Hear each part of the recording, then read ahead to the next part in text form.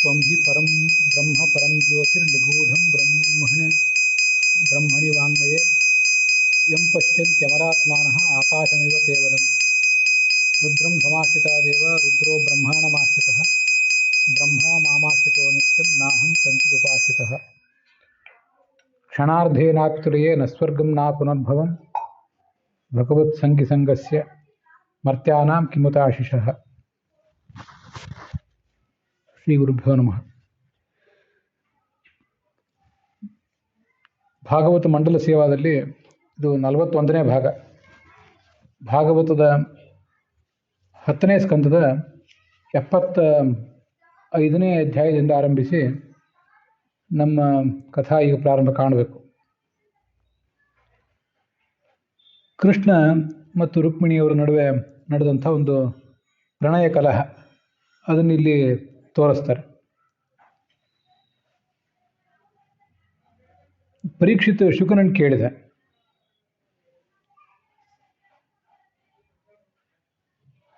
ಈ ಕೃಷ್ಣ ಇಷ್ಟು ಜನರನ್ನು ಮದುವೆ ಮಾಡಿಕೊಂಡಿದ್ದ, ಎಲ್ಲ ರಾಣಿಯರು ಕೂಡ ಅವನಲ್ಲಿ ಮನಸ್ಸಿಟ್ಟಿದ್ರು ಮತ್ತು ಪ್ರತಿಯೊಬ್ಬಳು ಕೂಡ ಹೀಗೆ ಭಾವಿಸಿದ್ಲಂತೆ, ತನ್ನಲ್ಲೇ ಭಗವಂತನಿಗೆ ಹೆಚ್ಚು ಪ್ರೀತಿ ಅಂತ. ಅವನು ಎಲ್ಲರಿಗೂ ಸಮಾನವಾಗಿ ಪ್ರೀತಿ ಮಾಡಿದ್ನೋ ಅಥವಾ ಏನಾದರೂ ಹೆಚ್ಚು ಪ್ರೀತಿ ಯಾರ್ದಾರ ಬಗ್ಗೆ ಇತ್ತೋ ಅದನ್ನು ಹೇಳಿ ಅಂತ ಕೇಳಿದ. ಅದಕ್ಕೆ ಶುಕ ಹೇಳಿದ, ಪ್ರಥಮ ಭೀಷ್ಮನಂದನ, ಎಲ್ಲ ರಾಣಿಯರಲ್ಲಿ ಮೊದಲನೇ ಅವಳು ಭೀಷ್ಮನ ಮಗಳು ರುಕ್ಮಿಣಿ. ಭೀಷ್ಮ ಅಂತ ಅವಳ ತಂದೆ. ಮತ್ತು ಅವಳ ಬಗ್ಗೆನೇ ಹೆಚ್ಚು ಪ್ರೀತಿ ಇತ್ತು ಅವನಿಗೆ. ಇಲ್ಲಿ ಮೊದಲ ರಾಣಿ ರುಕ್ಮಿಣಿ ಅಂತ ಬಂತು, ಆದರೆ ವಸ್ತುತಃ ಮೊದಲನೇ ರಾಣಿ ನೀಲ ಅಂತನೋಳು. ಆದರೆ ಸ್ಥಾನದ ದೃಷ್ಟಿಯಿಂದ ಮಹತ್ವ ಇದ್ದವರು ರುಕ್ಮಿಣಿ ಮತ್ತು ಸತ್ಯಭಾಮೆ. ಅದರಲ್ಲಿ ಮೊದಲನೇವಳು ರುಕ್ಮಿಣಿ ಅಂತ ತಿಳ್ಕೋಬಹುದು. ಅವರಿಬ್ಬರ ನಡುವೆ ಒಂದು ಪ್ರಣಯ ಕಲಹ ನಡೆಯಿತು. ಅದನ್ನು ಹೇಳ್ತೀನಿ ಕೇಳು. ಈ ರುಕ್ಮಿಣಿ ಒಂದು ಬಾರಿ ತನ್ನ ಸಖಿಯರ ಜೊತೆಗೆ ಸೇರಿ ಕೃಷ್ಣನಿಗೆ ಚಾಮರ ಬೀಸ್ತಿದ್ಲು. ಅವನೊಂದು ಮಂಚದ ಮೇಲೆ ಕೂತಿದ್ದ.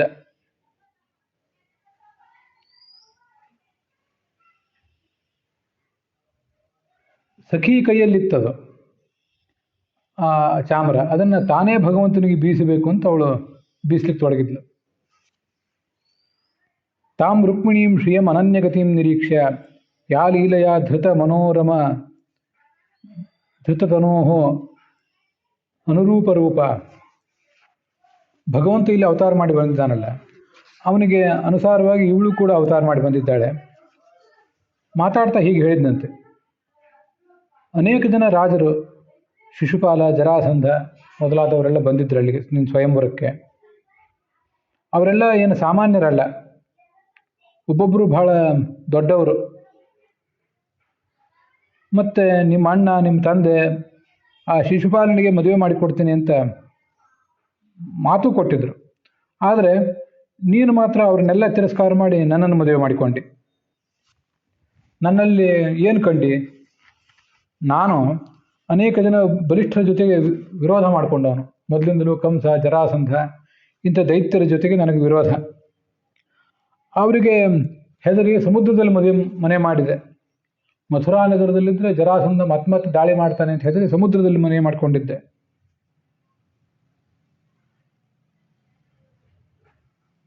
ನೀನು ರಾಜನೇ ಅಲ್ಲದೆ ಇರುವಂಥ ನನ್ನನ್ನು ಯಾಕೆ ಸ್ವೀಕಾರ ಮಾಡಿದೆ?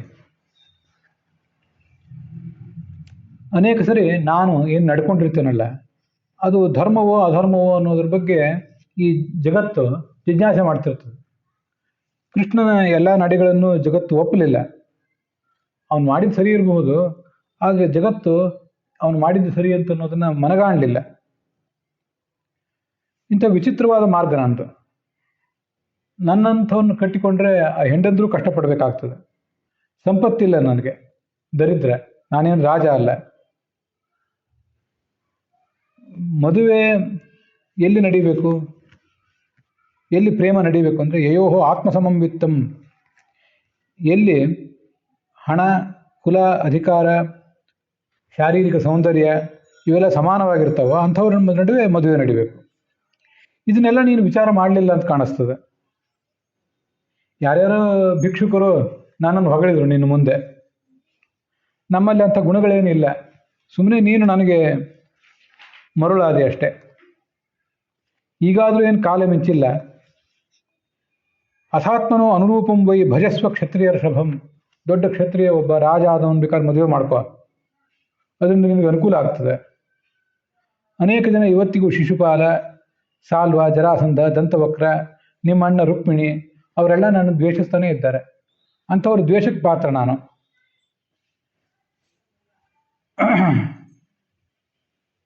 ಅಂತಿಷ್ಟೆಲ್ಲ ಅವಳಿಗೆ ಹೇಳಿದೆ. ನೀನು ಹೋಗೋದಿದ್ರು ಹೋಗ್ಬೋದು ಅಂತ ಹೇಳಿದೆ.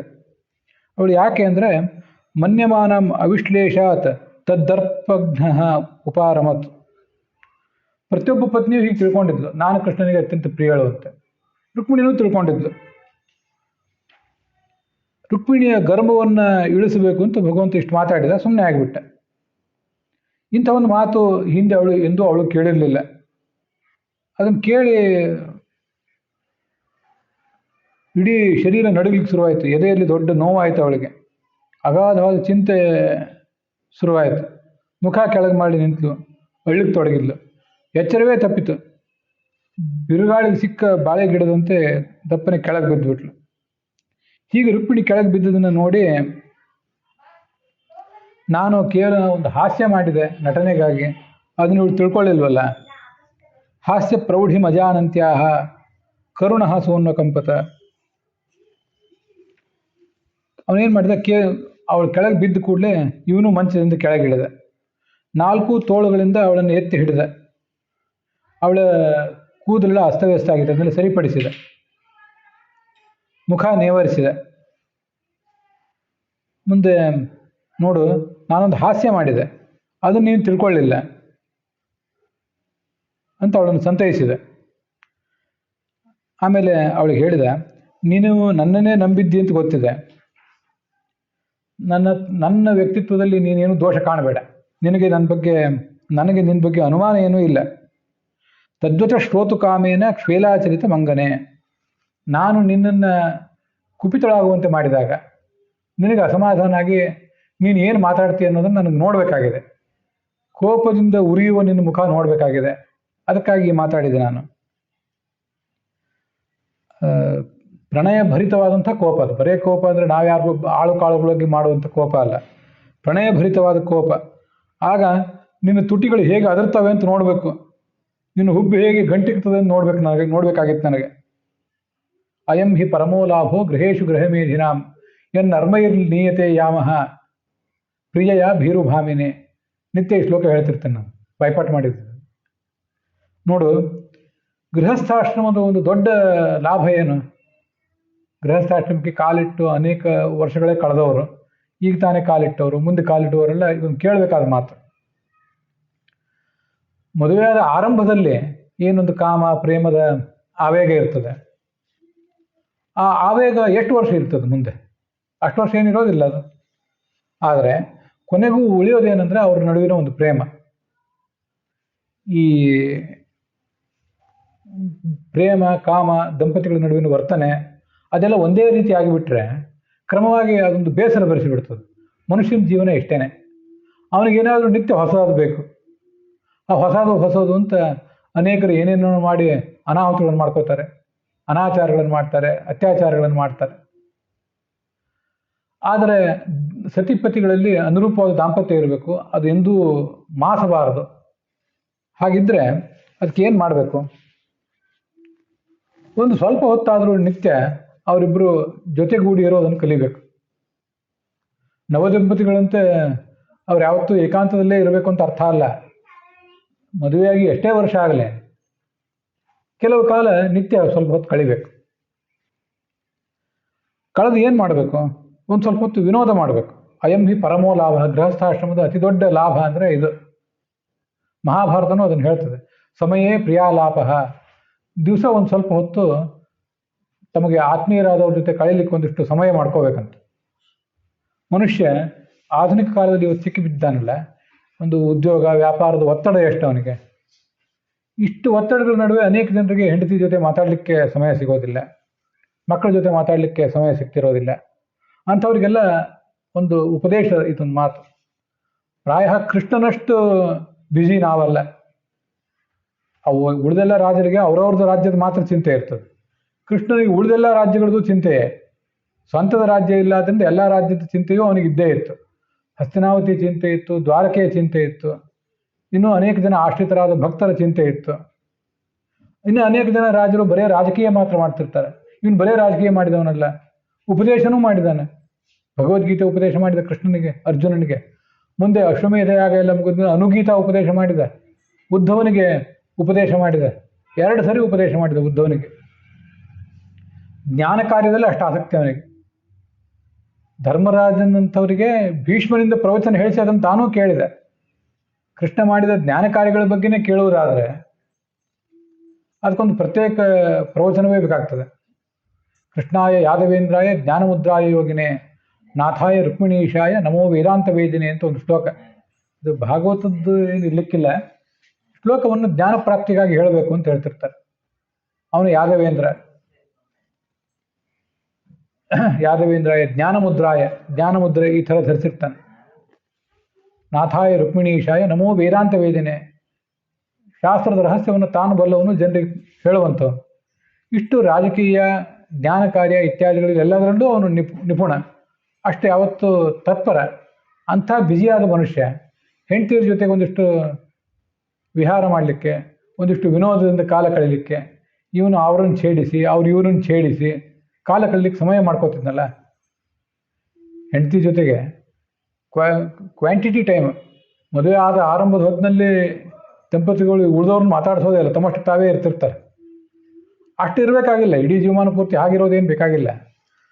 ಬಹಳ ಪ್ರಮಾಣದ ಸಮಯವನ್ನು ಕೊಡದೆ ಹೋದ್ರೂ ಕೊಡುವ ಸ್ವಲ್ಪ ಕಾಲವನ್ನು ಅದು ಗುಣಮಟ್ಟ ಭರಿತವಾಗಿರಬೇಕು. ಅವ್ರ ಬಗ್ಗೆ ಒಂದಿಷ್ಟು ಕಾಳಜಿ ತೋರಿಸ್ಬೇಕು, ಪ್ರೇಮ ತೋರಿಸ್ಬೇಕು. ಇದು ಇದ್ದರೆ ಆ ಗೃಹಸ್ಥಾಶ್ರಮ ಮತ್ತೆ ಮುಂದುವರಿತಿರ್ತದೆ. ಅದರಲ್ಲಿ ಏಕತಾನತೆ, ಬೇಸರ ಬರೆಸೋದಿಲ್ಲ. ಮಹಾಭಾರತನೂ ಅದನ್ನು ಹೇಳ್ತದೆ. ಅದನ್ನು ಯಕ್ಷ ಪ್ರಶ್ನದಲ್ಲಿ ಹೇಳ್ತಾರೆ, ಅಲ್ಲ ವಿದುರ ನೀತಿಯಲ್ಲಿ. ಷಡಿಮಾನಿ ವಿನಶ್ಯಂತಿ ಮುಹೂರ್ತಂ ಅನವೇಕ್ಷಣಾತ್. ಈ ಜಗತ್ತಲ್ಲಿ 6 ಸಂಗತಿಗಳನ್ನು ನೀವು ಮೇಲಿನ ಮೇಲೆ ಗಮನಿಸ್ತಾ ಇರಬೇಕು, ಇಲ್ಲರದು ಹಾಳಾಗಿ ಹೋಗ್ತದೆ. ಅದೇನೆಂದರೆ ಗಾವಹ ಸೇವಾ ಕೃಷಿ ಭಾರ್ಯ ವಿದ್ಯಾ ವೃಷಲ ಸಂಗತಿ. ಗಾವಹ ಗೋ ಸಂಪತ್ತು. ಗೋ ಸಂಪತ್ತನ್ನು ನೀವು ಮನೆಯಲ್ಲಿ ಬೇಕಾಟು ದನಕರುಗಳನ್ನು ಸಾಕಿ ಅದು ನಿರ್ಲಕ್ಷ್ಯ ಮಾಡಿದರೆ ಅವು ಹಾಲೇ ಕೊಡಲಿಕ್ಕಿಲ್ಲ, ಅಥವಾ ರೋಗಗ್ರಸ್ತಾಗಿ ತೊಂದರೆಗೀಡಾಗ್ಬೋದು. ಮನೆಯಲ್ಲಿ ಗೋವಿದೆ ಅಂದರೆ ನೀವು ಎಲ್ಲಿ ಹೋಗೋಂಗೆ ಇಲ್ಲ, ಅದು ಯಾವತ್ತೂ ಅದರ ಮುತುವರ್ಜಿ ನೋಡ್ತಾನೆ ಇರಬೇಕು. ಗಾವಹ ಸೇವಾ, ನಿಮ್ಮ ಸರ್ವಿಸ್, ಅದು ನೌಕರಿ ಇರ್ಬೋದು ಅಥವಾ ವ್ಯಾಪಾರ ಇರ್ಬೋದು, ಅದನ್ನು ಕಡೆಗಣಿಸಬಾರ್ದು. ಕೃಷಿ ಅಂತೂ ಗೊತ್ತಿದ್ದೇ ಇದೆ. ಉಳಿದೆಲ್ಲ ನೌಕರಿಗಳು 9 ರಿಂದ 5 ನೌಕರಿ, ಕೃಷಿ ಮಾತ್ರ 12 ತಿಂಗಳು ಮಾಡಬೇಕಾದದ್ದು. ಮತ್ತು ಯಾವಾಗಲೂ ಅದಕ್ಕೊಂದು ನಿರ್ದಿಷ್ಟ ಸಮಯ ಅಂತ ಇರೋದಿಲ್ಲ. ಕೃಷಿ ಅನ್ನೋದು ಅಷ್ಟು ಮಹತ್ವದ್ದು. ಭಾರ್ಯ 4ನೇದೇ ಹೆಂಡತಿ. ಆಮೇಲೆ ಹೇಳ್ತೀನಿ ಕೊನೆಗೆ. ವಿದ್ಯಾ ವೃಷಲ ಸಂಗತಿ. ವಿದ್ಯಾ ಅಂದರೆ ಕಲಿತ ಜ್ಞಾನ. ಏನು ಜ್ಞಾನ ಪಡ್ಕೊಂಡಿರ್ತೀವಲ್ಲ ಅದನ್ನು ನಾವು ಮೇಲಿನ ಮೇಲೆ ಇನ್ನೊಬ್ರಿಗೆ ಹೇಳದೆ ಹೋದರೆ, ನಾವು ಮತ್ತೆ ಅದನ್ನು ಓದದೆ ಹೋದರೆ, ಅಪ್ಗ್ರೇಡ್ ಮಾಡ್ಕೊಳ್ಳದೆ ಹೋದರೆ ಆ ಜ್ಞಾನ ಅದು ತನ್ನ ಮಹತ್ವ ಕಳ್ಕೊಂಡು ಬಿಡ್ತದೆ. ಇನ್ನೊಂದು ವೃಷಲ ಸಂಗತಿ, ಆಳು ಕಾಳಿನ ಮೇಲೆ ಅವ್ರಿಗೆ ಒಪ್ಪಿಸಿ ನೀವು ಆರಾಮಾಗಿ ಮನೆಯಲ್ಲಿ ಕೂತು ಬಿಟ್ರೆ ಆಳು ಮಾಡಿದ್ದು ಹಾಳೆ, ತಾನು ಮಾಡಿದ್ದೇ ಉತ್ತಮ. ಇಷ್ಟಕ್ಕೆ ಮಹತ್ವ ಇದೆ. ಅದರಲ್ಲಿ ಆ 4ನೇದ್ದೇ ಹೆಂಡತಿ ಗಂಡನನ್ನು ಯಾವತ್ತೂ ನಿರ್ಲಕ್ಷಿಸಬಾರ್ದು, ಗಂಡ ಯಾವತ್ತು ಹೆಂಡತಿನ ನಿರ್ಲಕ್ಷಿಸಬಾರ್ದು. ಅದಕ್ಕೊಂದು ದಿವಸ ಒಂದು ಸ್ವಲ್ಪ ಹೊತ್ತು ನಾವು ಉಳಿದೆಲ್ಲ ಕೆಲಸಗಳನ್ನು ಬದಿಗೊತ್ತಿ, ಕೆಲಸಕ್ಕೆ ಬಾರದ ಕೆಲಸಗಳನ್ನು ಯಾವುದಾದ್ರಲ್ಲೂ ಹಾಳು ಮನೋರಂಜನೆಯಲ್ಲಿ ಕಾಲ ಕಳೆಯೋದನ್ನೆಲ್ಲ ಬಿಟ್ಟು ಒಂದು ಸ್ವಲ್ಪ ಹೊತ್ತಾದರೂ ದಂಪತಿಗಳು ಸಮೀಪ ಕೂತ್ಕೊಂಡು ಆತ್ಮೀಯತೆ ಮಾತುಗಳನ್ನು ಆಡಬೇಕು, ಪರಸ್ಪರ ಹಂಚ್ಕೋಬೇಕು. ಅದು ಇವತ್ತು ಆಧುನಿಕ ಕಾಲದಲ್ಲಿ ತಪ್ಪಿ ಹೋಗ್ತದೆ. ಇದು ನಡೀತಾ ಇದ್ದರೆ ದಾಂಪತ್ಯ ಯಾವತ್ತೂ ಅಪ್ಡೇಟೆಡ್ ಆಗಿರ್ತದೆ. ಆವಾಗ ನಾವು ಇದೇ ತಾನೇ ಮಾಡಿದ್ವಲ್ಲ, ಎಷ್ಟೋ ವಿಚಾರ ಸಮಾಜದಲ್ಲಿ ದಾಂಪತ್ಯ ಹಾಳಾಗ್ತಿರೋದು, ದಾಂಪತ್ಯದಲ್ಲಿ ಬಿರುಕು ಬಿಡ್ತಿರೋದ್ರ ಬಗ್ಗೆ ಮಾತಾಡಿದ್ವಲ್ಲ. ಇದಕ್ಕೆಲ್ಲ ಅನೇಕ ಬೇರೆ ಕಾರಣಗಳು ಇವೆ. ಅದನ್ನು ತಪ್ಪಿಸ್ಲಿಕ್ಕೆ ಇದೂ ಒಂದು. ನಿತ್ಯ ಆ ಅನುಬಂಧ ಹೆಚ್ಚಾಗ್ತಾ ಹೋಗಬೇಕು. ಅನುಬಂಧ ಹೆಚ್ಚಾಗ್ತಾ ಹೋದರೆ ಆ ದಾಂಪತ್ಯ ಕೆಡೋದಿಲ್ಲ. ದಾಂಪತ್ಯವನ್ನು ನಿರ್ಲಕ್ಷಿಸಿದ್ರಿಂದ ಈ ಥರ ಎಲ್ಲ ಆಗೋದು. ಉಳಿದದ್ದಕ್ಕೆಲ್ಲದಕ್ಕಿಂತಲೇ ಹೆಚ್ಚು ಆ ದಾಂಪತ್ಯದ ಜೀವನ ಅಂತ ಅನ್ನೋದನ್ನು ಮರಿಬಾರ್ದು. ನೋಡಿ, ಇದು ಗೃಹಸ್ಥಾಶ್ರಮದ ಬಹಳ ದೊಡ್ಡ ಲಾಭ.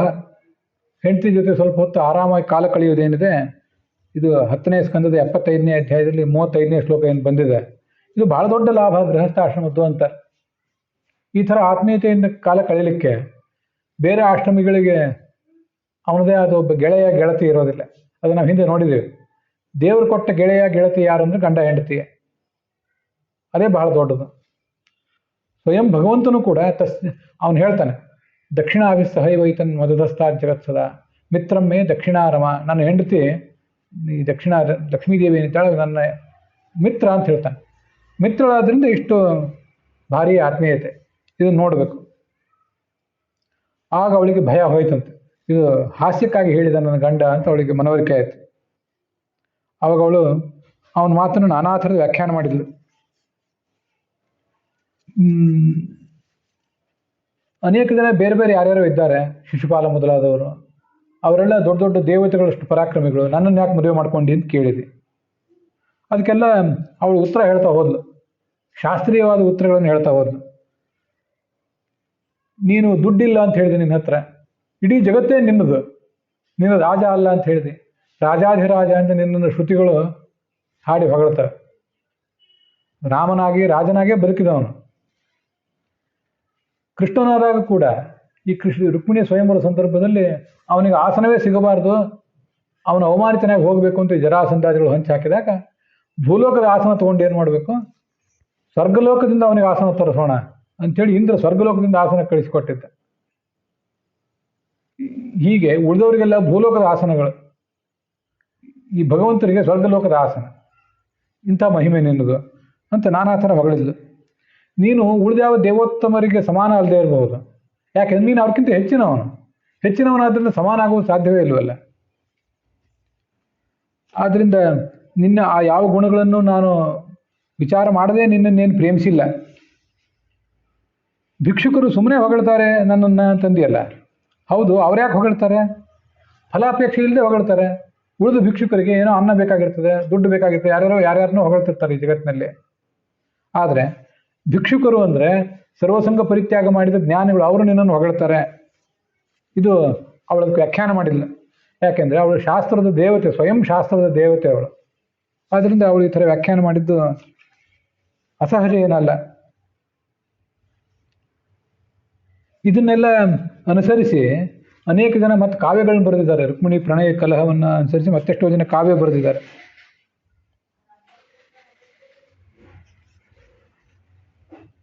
ನಿನ್ನಂಥ ಗುಣೋನ್ನತನಾದಂಥ ಮಹನೀಯ ಗುಣನಾದಂಥ ವ್ಯಕ್ತಿಯನ್ನು ಯಾರು ತಿರಸ್ಕಾರ ಮಾಡಲಿಕ್ಕೆ ಸಾಧ್ಯ?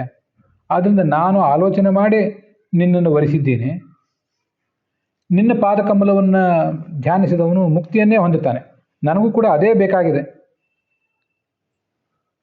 ಶಿಶುಪಾಲ ಯಾರ್ಯಾರ್ದು ಹೆಸರು ಹೇಳಿದೆಯಲ್ಲ, ಅವ್ರ ಬಗ್ಗೆ ಎಲ್ಲ ನನಗೆ ಗೊತ್ತಿಲ್ಲ ಅಂತ ತಿಳ್ಕೊಂಡೇನು?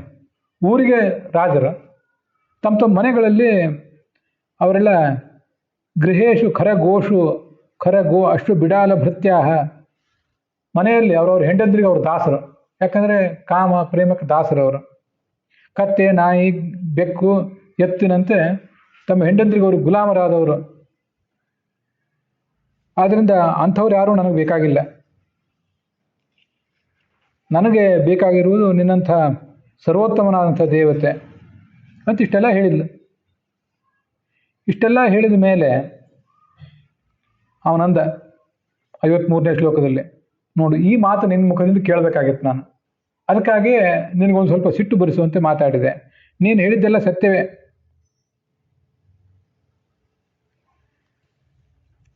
ನೀನು ನನ್ನ ಏಕಾಂತ ಭಕ್ತಳು. ನೀನು ಅಪೇಕ್ಷೆ ಪಟ್ಟಿದ್ದೆಲ್ಲವೂ ನನಗೆ ಸಿಗ್ತದೆ, ನನ್ನಿಂದ ನಿನಗೆ ಸಿಗ್ತದೆ. ಇಷ್ಟೆಲ್ಲ ನಾನು ನೀನಿಗೆ ಪ್ರೇಮ ಕಲಹ ಮಾಡಿದ್ವಲ್ಲ, ನಾನು ನಿನಗೆ ಕೋಪ ಬರೆಸ್ಬೇಕು ಅಂತ ಪ್ರಯತ್ನ ಪಟ್ಟನಲ್ಲ, ಆದರೆ ನಿನಗೆ ನನ್ನ ಬಗ್ಗೆ ಇರುವಂಥ ಪ್ರೀತಿ ಒಂದಿಷ್ಟು ಕಡಿಮೆ ಆಗಲಿಲ್ಲಲ್ಲ. ನಿನ್ನ ಶೀಲ, ನಿನ್ನ ಪಾತಿವೃತ್ಯ ಆದ್ದರಿಂದ ಬೆಳಕಿಗೆ ಬಂತಲ್ಲ, ಜಗತ್ತಿಗೆ ಬೆಳಕಿಗೆ ಬಂತಲ್ಲ. ಇದು ನನ್ನನ್ನು ಯಾರು ಭಜಿಸ್ತಾರೆ ಅವರು ಜಗತ್ತಿನ ಎಲ್ಲ ಪುರುಷಾರ್ಥಗಳನ್ನು ಪಡಿತಾರೆ. ನಿನ್ನ ಸಹೋದರ ರುಕ್ಮಿ, ಅವನನ್ನು ನಾವು ಅವಮಾನಿಸಿದೆವು. ಆದರೂ ನೀನು ಅದನ್ನು ಮನಸ್ಸಿಗೆ ತಂದುಕೊಳ್ಳಿಲ್ಲ, ನೀನೇನು ಸಿಟ್ಟು ಮಾಡಿಕೊಳ್ಳಿಲ್ಲ. ಈಗ ನಿನ್ನ ಗುಣ ಈ ಥರ ಅಭಿವ್ಯಕ್ತ ಆಯಿತು. ದಿಷ್ಟ್ಯಾ ಗೃಹೈಶ್ವರ್ಯಯುತೆ ಮೈತ್ವಯಿ ಕೃತಾನುವೃತ್ತಿರ್ಭವಮೋಚಿನಿ ಖಲೈಹಿ. ನೀನು ನಿರಂತರ ನನ್ನಲ್ಲಿ ಭಕ್ತಿ ಮಾಡ್ತಿದ್ದೆ. ಇಂಥ ಭಕ್ತಿ ಸಾಮಾನ್ಯರಿಗೆ ಬರೋದು ಸಾಧ್ಯವ? ನೀನು ನನ್ನಲ್ಲಿ ಪ್ರೀತಿ ಮಾಡಿ ಒಬ್ಬ ಬ್ರಾಹ್ಮಣನನ್ನ ಪ್ರೇಮ ಪತ್ರ ಕೊಟ್ಟು ಕಳಿಸಿದ್ದಿ, ಅದೆಲ್ಲ ನನಗೆ ಗೊತ್ತಿದೆ ಅಂತ ಹೀಗೆ ಅವಳಿಗೆ ಸಮಾಧಾನ ಹೇಳಿದ. ಅಲ್ಲಿಗೆ ಅದು ಮುಗೀತು, ಅವ್ರ ಪ್ರಣಯ ಕಲಹ ಮುಗೀತು. ಅದರ ಕೊನೆಯ ಶ್ಲೋಕ ನೋಡ್ರಿ, ಕೊನೆಯ 2 ಶ್ಲೋಕ. ಭಗವಂತ ಸ್ವರಮಣ, ಅವನಿಗೆ ಇನ್ನೊಂದರಿಂದ ಸಂತೋಷ ಬರಬೇಕಾಗಿಲ್ಲ, ಆದರೆ ಇಲ್ಲಿದ್ದಾನೆ ಅಂದ ಮೇಲೆ ಗಂಡ ಹೆಂಡಂತರು ಹೇಗೆ ಬದುಕಬೇಕು ಅಂತ ಅನ್ನೋದನ್ನು ಇಲ್ಲಿ ತೋರಿಸಿದ ಅಷ್ಟೆ. ರುಕ್ಮಿಣಿ ಜೊತೆಗೆ ಹೀಗೆ ಪ್ರೇಮ ಸಲ್ಲಾಪ ಮಾಡ್ತಾ ವಿಹಾರ ಮಾಡಿದ. ಬರೀ ರುಕ್ಮಿಣಿ ಮನೆಯಲ್ಲೆಲ್ಲ, ಇನ್ನು ಬೇರೆಯವ್ರ ಮನೆಯಲ್ಲೂ ಹೀಗೆ ಇರ್ತಿದ್ದ. ಅದನ್ನು ಹೇಳ್ತಾರೆ ಈ ಮುಂದಿನ ಅಧ್ಯಾಯದಲ್ಲಿ, 76ನೇ ಅಧ್ಯಾಯದಲ್ಲಿ ಕೃಷ್ಣನ ಸಂತಾನವನ್ನು ವರ್ಣನೆ ಮಾಡ್ತಾರೆ. ಪ್ರತಿಯೊಬ್ಬರಿಗೂ ಕೂಡ 10 ಮಕ್ಕಳು ಹುಟ್ಟಿದ್ರು ಅಂತ. ಅದನ್ನು ಅಲ್ಲಿ ಹೆಚ್ಚಿಂದೇನು ನಾವು ಬಹಳ ಆಳವಾಗಿ ನೋಡಬೇಕಾಗಿಲ್ಲ, ಎಲ್ಲರದ್ದು ಹೆಸರು ಬರ್ತದೆ ಅಷ್ಟೇ. ನಾನು ಹಿಂದೆ ಹೇಳಿದ್ದಾಗಿತ್ತು ಅದನ್ನು. ಇಲ್ಲಿ ಭಾಗವತದಲ್ಲಿ 10 ಲಕ್ಷ ಜನ 10 ಮಕ್ಕಳು ಒಬ್ಬೊಬ್ಬರಿಂದ ಆಗಿತ್ತು ಅಂತ ಇಷ್ಟೇ ಇದೆ. ವಸ್ತುತಃ ಹರಿವಂಶ ಮೊದಲಾದ ಬೇರೆ ಗ್ರಂಥಗಳನ್ನು ನೋಡಿದರೆ 10ಕ್ಕಿಂತ ಹೆಚ್ಚಾಗಿದ್ದರು ಅಂತೆಲ್ಲ ಕಂಡು ಬರ್ತದೆ. ಆದರೂ ಮಹಾಭಾರತ ತಾತ್ಪರ್ಯ ನಿರ್ಣಯ ಅದನ್ನೆಲ್ಲ ಸ್ಪಷ್ಟಪಡಿಸಿ ಹೇಳ್ತದೆ, ಪುರಾಣದಲ್ಲಿರುವ ಗೊಂದಲವನ್ನು ಸರಿಪಡಿಸಿ ಹೇಳ್ತದೆ. ಪೃಥಕ್ ತಾಸು ದಶೈವ ಪುತ್ರಕಾನ್ ನ್ಯಧತ್ತ ಕನ್ಯಾಮಪಿ ಸರ್ವಶಃ ಪ್ರಭು. 10 ಗಂಡು 1 ಹೆಣ್ಣು, ಈ ಥರ ಅವರಲ್ಲಿ ಮಕ್ಕಳನ್ನು ಹುಟ್ಟಿಸಿದ. ಕೃಷ್ಣನ ಮಗ ಪ್ರದ್ಯುಮ್ನ ಮಗ ಅನಿರುದ್ಧ. ಈ ಥರ ಅವ್ರದ್ದು ಕಥಾ ಅದು.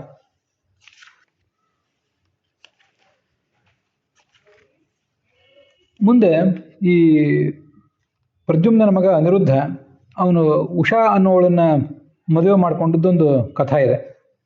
ಅದನ್ನು ನಾನೀಗ ಹೇಳೋದಿಲ್ಲ. ಆ ಉಷಾ ಅನ್ನೋಳು ಬಾಣಾಸುರ ಅನ್ನೋವಳ ಮಗಳು. ಪ್ರಹ್ಲಾದ, ಬಲಿ, ವಿರೋಚನ, ಬಾಣ, ಅವನೊಬ್ಬ ಭಕ್ತನೇ. ಆದರೆ ಏನೋ ದುರ್ಭಾವನೆಯಿಂದ ಕೃಷ್ಣನ ವಿರುದ್ಧನೇ ಯುದ್ಧ ಮಾಡಿದ್ದ. ಕೃಷ್ಣ ಅವನನ್ನು ಸೋಲಿಸಿ ಅವನ ಮಗಳನ್ನು ತನ್ನ ಮೊಮ್ಮಗನಿಗೆ ಮದುವೆ ಮಾಡಿಕೊಟ್ಟ. ನನಗೆ ಆ ಕಥೆಯನ್ನು ಹೇಳೋದಕ್ಕಿಂತ ಮನೆಗಳಲ್ಲಿ ಕೃಷ್ಣ ಹೇಗಿದ್ದ, ಅವನ ದಿನಚರಿ ಹೇಗಿತ್ತು ಅಂತ ಅನ್ನೋದನ್ನು ವರ್ಣನೆ ಮಾಡುವುದು ಮತ್ತು ಅದನ್ನು ಓದುವುದು, ಇದನ್ನು ಅನೇಕ ಸರಿ ನಾನು ಪ್ರವಚನ ಮಾಡಿಯೇ ಇದ್ದೆ, ಅದೇನು ಹೊಸದೇನಲ್ಲ. ಆದರೂ ಮತ್ತೆ ಈಗ ಅದನ್ನು ಇನ್ನೊಂದು ಬಾರಿ ಹೇಳಬೇಕು ಅಂತ ಅನ್ನಿಸ್ತದೆ ನನಗೆ. ಇದನ್ನು 79ನೇ ಅಧ್ಯಾಯಕ್ಕೆ ಅನುಸಾರವಾಗಿ ನೋಡೋಣ. ಇವನು ಕೇಳಿದ ಪರೀಕ್ಷಿತ, ಏನ್ರಿ 16,100 ಜನ ಪ್ಲಸ್ 8 ಜನರನ್ನು ಮದುವೆ ಮಾಡ್ಕೊಂಡಿದ್ನಲ್ಲ, ಅವರೆಲ್ಲರಿಗೂ ಹೇಗೆ ಅವನು ನ್ಯಾಯ ಒದಗಿಸಿದ? ಅವ್ರನ್ನ ಸಮಾಧಾನ ಇಡಬೇಕಲ್ಲ. ನೀವು ನನ್ನ ಮನೆಗೆ ಬರ್ತಿಲ್ಲ, ನನ್ನ ಬಗ್ಗೆ ಕಾಳಜಿಯೇ ಇಲ್ಲ ಅಂತ ಅವ್ರವ್ರ ಕಲಹ, ಪ್ರೇಮ ಕಲಹ, ಸಿಟ್ಟು, ಇದೆಲ್ಲ ಹೇಗೆ ಅವನು ನಿಭಾಯಿಸಿದ? ಅದಕ್ಕೆ ಅದನ್ನ ಕಥೆ ಹೇಳ್ತೀನಿ ಕೇಳು. ಕೇಳಿದವರಿಗೆ ದೊಡ್ಡ ಆಶ್ಚರ್ಯ ಆಗ್ತದೆ ಅದನ್ನು ಕೇಳಿದ್ರಿ. ಇದಕ್ಕೆ ಸಾಕ್ಷಿ ಯಾರು ಅಂದರೆ ನಾರದನೇ ಸಾಕ್ಷಿ. ಅದನ್ನು ಕೇಳಬೇಕು. ನರಕಾಸುರ ಸತ್ತ, ಅವನು ಅಧೀನದಲ್ಲಿದ್ದಂಥ 16,100 ಜನರನ್ನು ಕೃಷ್ಣ ಮದುವೆ ಮಾಡಿಕೊಂಡ ಅಂತೆಲ್ಲ ಕಥೆ ನಾರದರಿಗೆ ಕೇಳಿ ಬಂತು. ಇದನ್ನೊಂದ್ಸರಿ ಪ್ರತ್ಯಕ್ಷ ನೋಡೇ ಬಿಡೋಣ ಅಂತ ಅಂದ್ಕೊಂಡ್ರು. ಅವರು ಅಲ್ಲಿ ಪ್ರವಚನ ಮಾಡ್ತಿದ್ರು, ಹಾಡ್ತಿದ್ರು. ಒಂದ್ಸರಿ ಕೃಷ್ಣನ ಜೀವನವನ್ನು ಪ್ರತ್ಯಕ್ಷ ನೋಡಿಬಿಡೋಣ, ಆವಾಗ ನನ್ನ ಪ್ರವಚನಕ್ಕೆ, ನನ್ನ ಹಾಡಿಗೆ ಹೆಚ್ಚಿನ ಅರ್ಥ ಬಂದಿತ್ತು ಅಂತ ಅವ್ರು ಭಾವಿಸಿದ್ದಿರಬೇಕು. ಬಂದರು. 16,108 ಜನ ಸ್ತ್ರೀಯರಂತೆ. ಅವರವರಿಗೆ ಬೇರೆ ಬೇರೆ ಮನೆಗಳು. ಗೃಹೇಶು ಜ್ಯೇಷ್ಠಸಹಸ್ರ ಸ್ತ್ರೀಯ, ಅವ್ರನ್ನೆಲ್ಲ ಬೇರೆ ಬೇರೆ ಏಕಕಾಲದಲ್ಲಿ ಮದುವೆ ಮಾಡಿಕೊಂಡ. ಬಂದು ನೋಡಿದ್ರು, ದ್ವಾರಕೆಗೆ ಬಂದರೆ ಅಲ್ಲಿ ನಾನಾ ಥರದ ಉಪವನಗಳು, ಅನೇಕ ಥರದ ಅರಮನೆಗಳು. ಪ್ರಸಾದ ಲಕ್ಷೈಹಿ ನವಭಿಹಿ, 9 ಲಕ್ಷ ಅರಮನೆಗಳಿದ್ದು. ಇದು ಬರೀ ಹೆಂಡಂದ್ರಿಗೆ ಸಂಬಂಧಪಟ್ಟದ್ದಲ್ಲ. ಹೆಂಡಂದ್ರು 16,108, ಉಳಿದವ್ರದ್ದು ಮೊಮ್ಮಕ್ಕಳದು, ಬೇರೆ ಯಾದವ್ರದ್ದು ಎಲ್ಲ ಮನೆಗಳಿವೆಲ್ಲ. ದೊಡ್ಡ ಅರಮನೆ, ದೊಡ್ಡ ನಗರ ಅದು. ಆ ವಿಶ್ವಕರ್ಮನ ಕಲಾ ಕೌಶಲ ಅಲ್ಲಿ ವ್ಯಕ್ತ ಆಗಿತ್ತು, ಶೋಭಿಸ್ತಾ ಇತ್ತು. ಅವರು ಒಂದು ಮನೆಗೆ ಬಂದರು. 16,000 ಅರಮನೆಗಳ ಪೈಕಿ ಮೊದಲಿಗೆ ಒಂದು ಮನೆಗೆ ಬಂದರು. ವಿವೇಶ ಏಕತಮಂ ಶೌರೇಹೇ ಪತ್ನೀನಾಂ ಭವನಂ ಮಹತ್ 11ನೇ ಶ್ಲೋಕ ಹೇಳ್ತದೆ. ಅನೇಕ ಸೇವಕಿಯರಲ್ಲಿದ್ದರು, ನವಿಲುಗಳು ಪಾರಿವಾಳಗಳು ಅಲ್ಲೆಲ್ಲ ಇದ್ದವು. ಅದರಲ್ಲಿ ಕೃಷ್ಣನ ಪತ್ನಿ ಒಬ್ಬಳಿದ್ಲು, ಅವಳ ಜೊತೆಗೆ ಅನೇಕ ಜನ ದಾಸಿಯರು.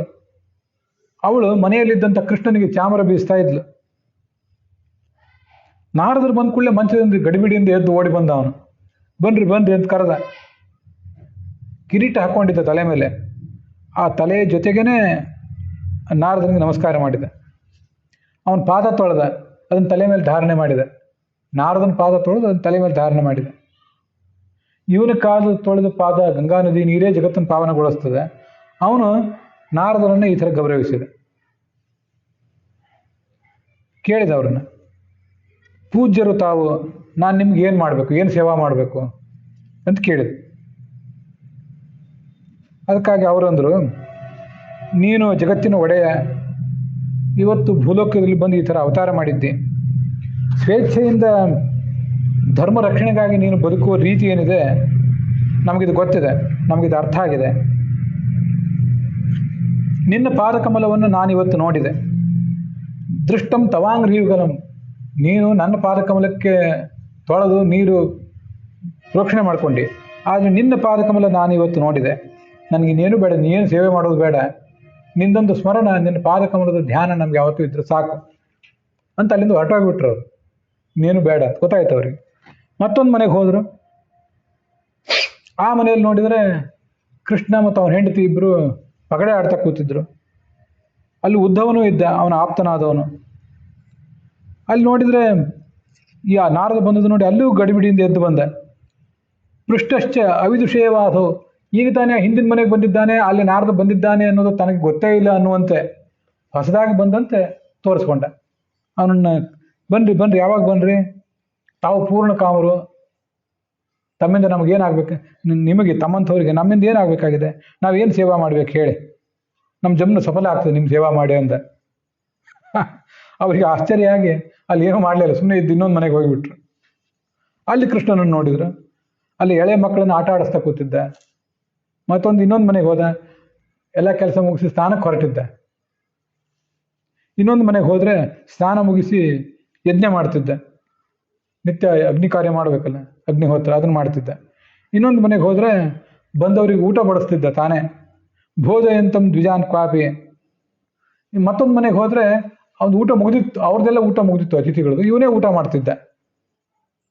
ಮತ್ತೊಂದು ಮನೆಯಲ್ಲಿ ಇನ್ನೂ ಸಂಧ್ಯಾವಂದನೆ ಮಾಡ್ತಾ ಕೂತಿದ್ದ, ಮುಗಿದಿರಲಿಲ್ಲ, ಊಟ ಮುಗಿದಿರಲಿಲ್ಲ, ಊಟ ಆಮೇಲೆ ಇತ್ತು, ಸಂಧ್ಯಾವಂದನೆ ಇವನೇ ಸಂಧ್ಯಾವಂದನೆ ಮಾಡ್ತಾ ಕೂತಿದ್ದ.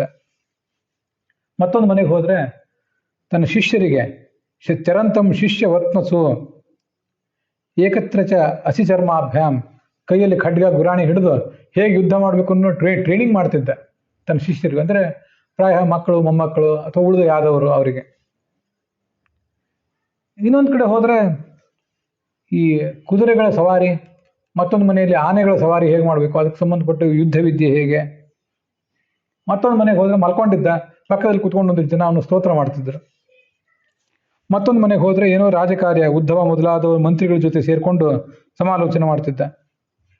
ಮತ್ತೊಂದು ಮನೆಗೆ ಹೋದರೆ ಆ ಮನೆಯ ಹೊರಭಾಗದಲ್ಲಿ ಒಂದು ಈಜುಕೊಳ, ಅಲ್ಲಿ ಒಂದಷ್ಟು ಜನ ನರ್ತಕಿಯರು ಮೊದಲಾದವರು ಅವ್ರ ಜೊತೆ ಸೇರಿ ತಾನು ಈಜಾಡ್ತಿದ್ದ, ಜಲಕ್ರೀಡೆ ಆಡ್ತಿದ್ದ.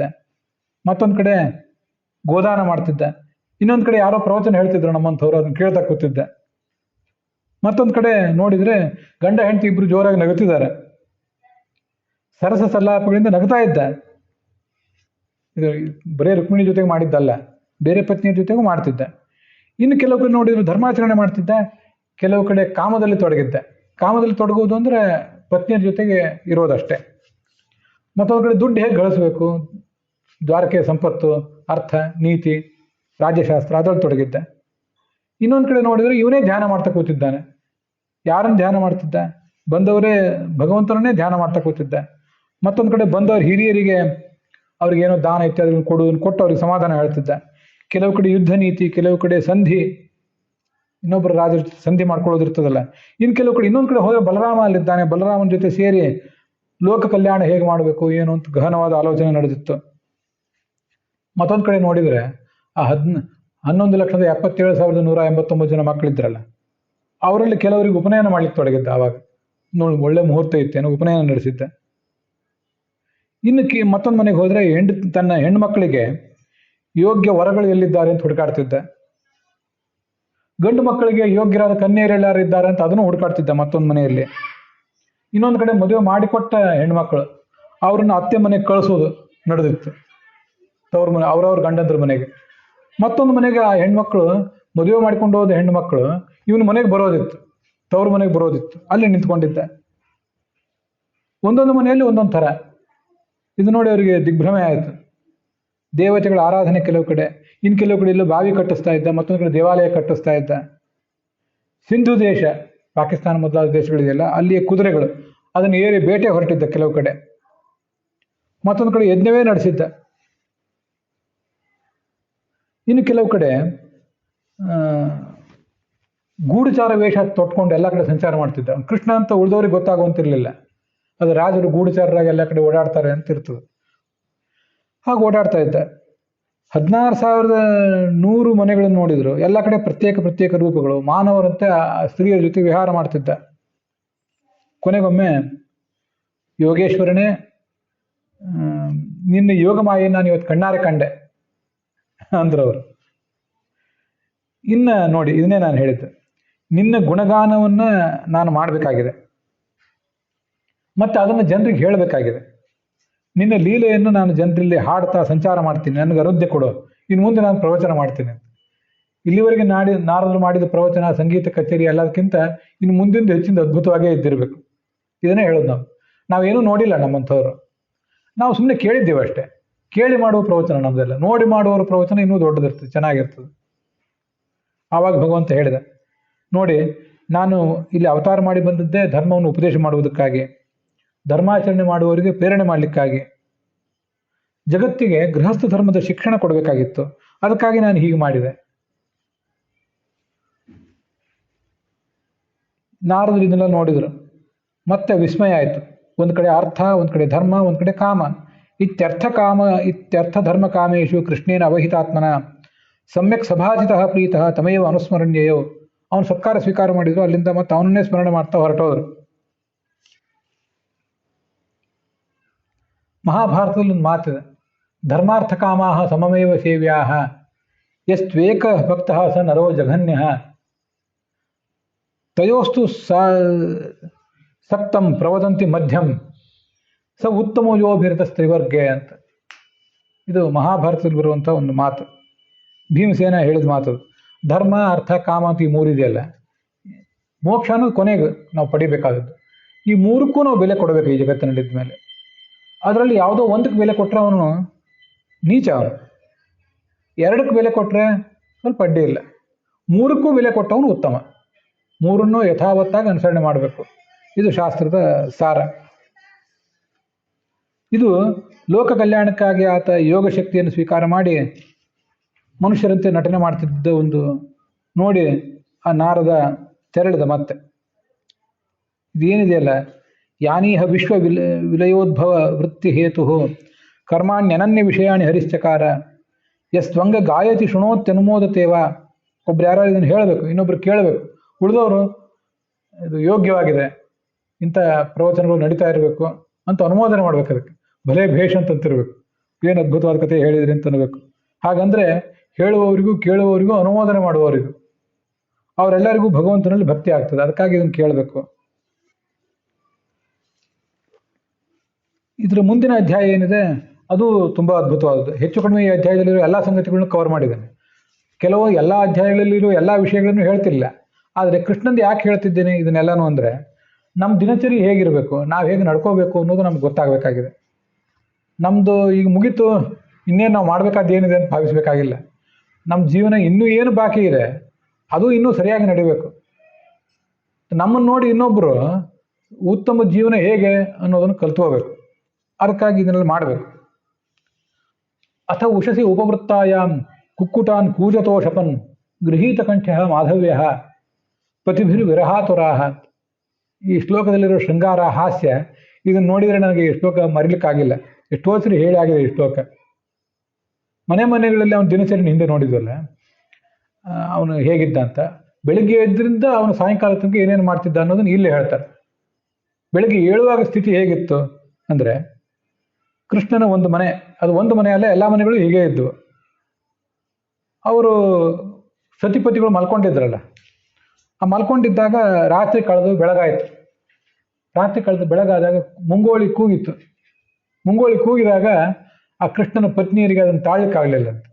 ಮುಂಗೋಳಿ ಕೂಗಿದಾಗ ಇನ್ನು ಬ್ರಾಹ್ಮ ಮುಹೂರ್ತ ಬಂದಾಗ ನಮ್ಮ ಪತಿ ಇಲ್ಲಿಂದ ಎದ್ದು ಮತ್ತೆ ಮುಂದಿನ ಕೆಲಸಕ್ಕೆ ತೊಡಗ್ತಾನೆ, ಅವನಿಂದ ನಮಗೆ ವಿರಹ ಆಗ್ತದೆ, ಈ ರಾತ್ರಿ ಹೀಗೆ ಇರಲಿ ಅಂತ ಬಯಸ್ತಿದ್ರು ಅವರು. ಇದು ದೊಡ್ಡ ಆಶ್ಚರ್ಯ ಸಂಗತಿ. ಆ ಮುಂಗೋಳಿಗಳಿಗೆ ಹಿಡಿಶಾಪ ಹಾಕಿದ್ರು, ಯಾಕಾರು ಕೂಗ್ತದೋ ಈ ಕೋಳಿ ಅಂತ. ಅದೊಂದು ಹಾಸ್ಯನೂ ಇದೆ, ಕೋಳಿಗೆ ಬೈಯೋದು, ಇವರೆಲ್ಲ ಕೋಳಿಗಳನ್ನೇ ಬೈಯೋದ್ರು ಅಂತ ಹಾಸ್ಯ ಇದೆ. ಹಾಗೆ ಅಲ್ಲೊಂದು ಶೃಂಗಾರನೂ ಇದೆ. ಗೃಹೀತ ಕಂಠ್ಯ, ಆಲಂಕನ ಮಾಡಿ ಮಲ್ಕೊಂಡಿದ್ರು. ಇದು ನೋಡಿ, ಯಾಕೆ ಇದನ್ನೆಲ್ಲ ಓದಬೇಕು ಹೇಳಬೇಕು ಅಂದರೆ, ಆ ಶೃಂಗಾರ ಅದು ಮುಗಿಲೇ ಇಲ್ಲ. ಯಾವಾಗೂ ಮದುವೆಯಾದ ಆರಂಭದಲ್ಲಿ ಅವನು ಇನ್ನೂ ಚಿಕ್ಕ ಹುಡುಗನಾಗಿದ್ದ, ಹದಿಹರಿಯದ ಹುಡುಗ ಆಗಿದ್ದಾಗ ಆ ಶೃಂಗಾರ ಅಂತ ಅಷ್ಟೇ ಅಲ್ಲ, ಅದು ಶೃಂಗಾರ ಕೊನೆ ತನಕನೂ ಇದ್ದೇ ಇತ್ತು. ಮತ್ತು ಈ ಶೃಂಗಾರವನ್ನು ನಾವ್ಯಾಕೆ ಕೇಳಬೇಕು? ಇದು ನಮ್ಮ ಮನಸ್ಸು ಕೆರಳೋದಕ್ಕಾಗಿ ಇದನ್ನು ಕೇಳುವುದಲ್ಲ. ಉಳಿದವ್ರು ಯಾರ್ದು ಕೆಲಸಕ್ಕೆ ಬಾರದು ವ್ಯಕ್ತಿಗಳ ಶೃಂಗಾರವನ್ನು ಓದಿ ಅವರೇ ತಲೆ ಕೆಡಿಸ್ಕೊಂಡಿರ್ತಾರೆ, ಅದನ್ನು ಬರೆದವರು ತಲೆ ಕೆಡಿಸ್ಕೊಂಡಿರ್ತಾರೆ, ಅದನ್ನು ಓದಿ ನಾವು ತಲೆ ಕೆಡಿಸ್ಕೊಂಡಿರ್ತೀವಿ. ಅದರಿಂದ ಲಾಭ ಏನೂ ಇಲ್ಲ, ತಲೆ ಕೆಡಿಸಿಕೊಂಡದಷ್ಟೇ ಬಂತು. ಕೃಷ್ಣನ ಶೃಂಗಾರವನ್ನು ಕೇಳಿದರೆ ಹೃದಯದ ರೋಗ ಕಾಮ ಅನ್ನೋದೇನಿದೆಯಲ್ಲ ಅದು ಹೋಗ್ತದೆ, ಅದು ಹಿಂದೆ ಬಂದಿದೆ, ಭಕ್ತಿ ಬರ್ತದೆ. ಅದಕ್ಕಾಗಿ ಶೃಂಗಾರವನ್ನು ಮತ್ತೆ ಕೇಳ್ತಾ ಇರಬೇಕು. ಆ ಕೃಷ್ಣನನ್ನ ಆಲಿಂಗನ ಮಾಡಿ ಮಲ್ಕೊಂಡಿದ್ರಲ್ಲ, ಅವರು ಆ ಕೋಳಿಗಳಿಗೆ ಹಿಡಿಶಾಪ ಹಾಕಿದ್ರು. ಸರಿ, ಅವನು ಎದ್ದು ನಿಂತ, ಹಕ್ಕಿಗಳು ಎಚ್ಚೆತ್ತವು. ಅನೇಕ ಕಡೆ ರಾಜರನ್ನು ಎಬ್ಬಿಸ್ಲಿಕ್ಕೆ ಅವರ ಒಂದಿ ಮಾಗದರು ಅಂತಿರ್ತಾರೆ. ಅವರು ಅವ್ರ ವಂಶಾವಳಿಯೆಲ್ಲ ಹೇಳಿ, ಯದುವಂಶ ಕುಲೋದ್ಭವನೇ, ಯದುವಂಶೇಂದ್ರನೇ, ಹರಿವಂಶ ರಾಜನೇ ಅಂತಿಗೆ ನಾನಾ ಥರ ಹೊಗಳಿ, ಕಂಸಾರಿಯೇ, ಮತ್ತೆ ದೇವಕೀನಂದನೇ, ಯಶೋಧಾನಂದನೇ, ಷೋಡಶಸ್ತ್ರೀ ಸಹಸ್ರೇಶನೇ ಅಂತೆಲ್ಲ ಹೊಗಳೆ ಅವನು ಎಬ್ಬಿಸ್ತಿರ್ತಾರೆ.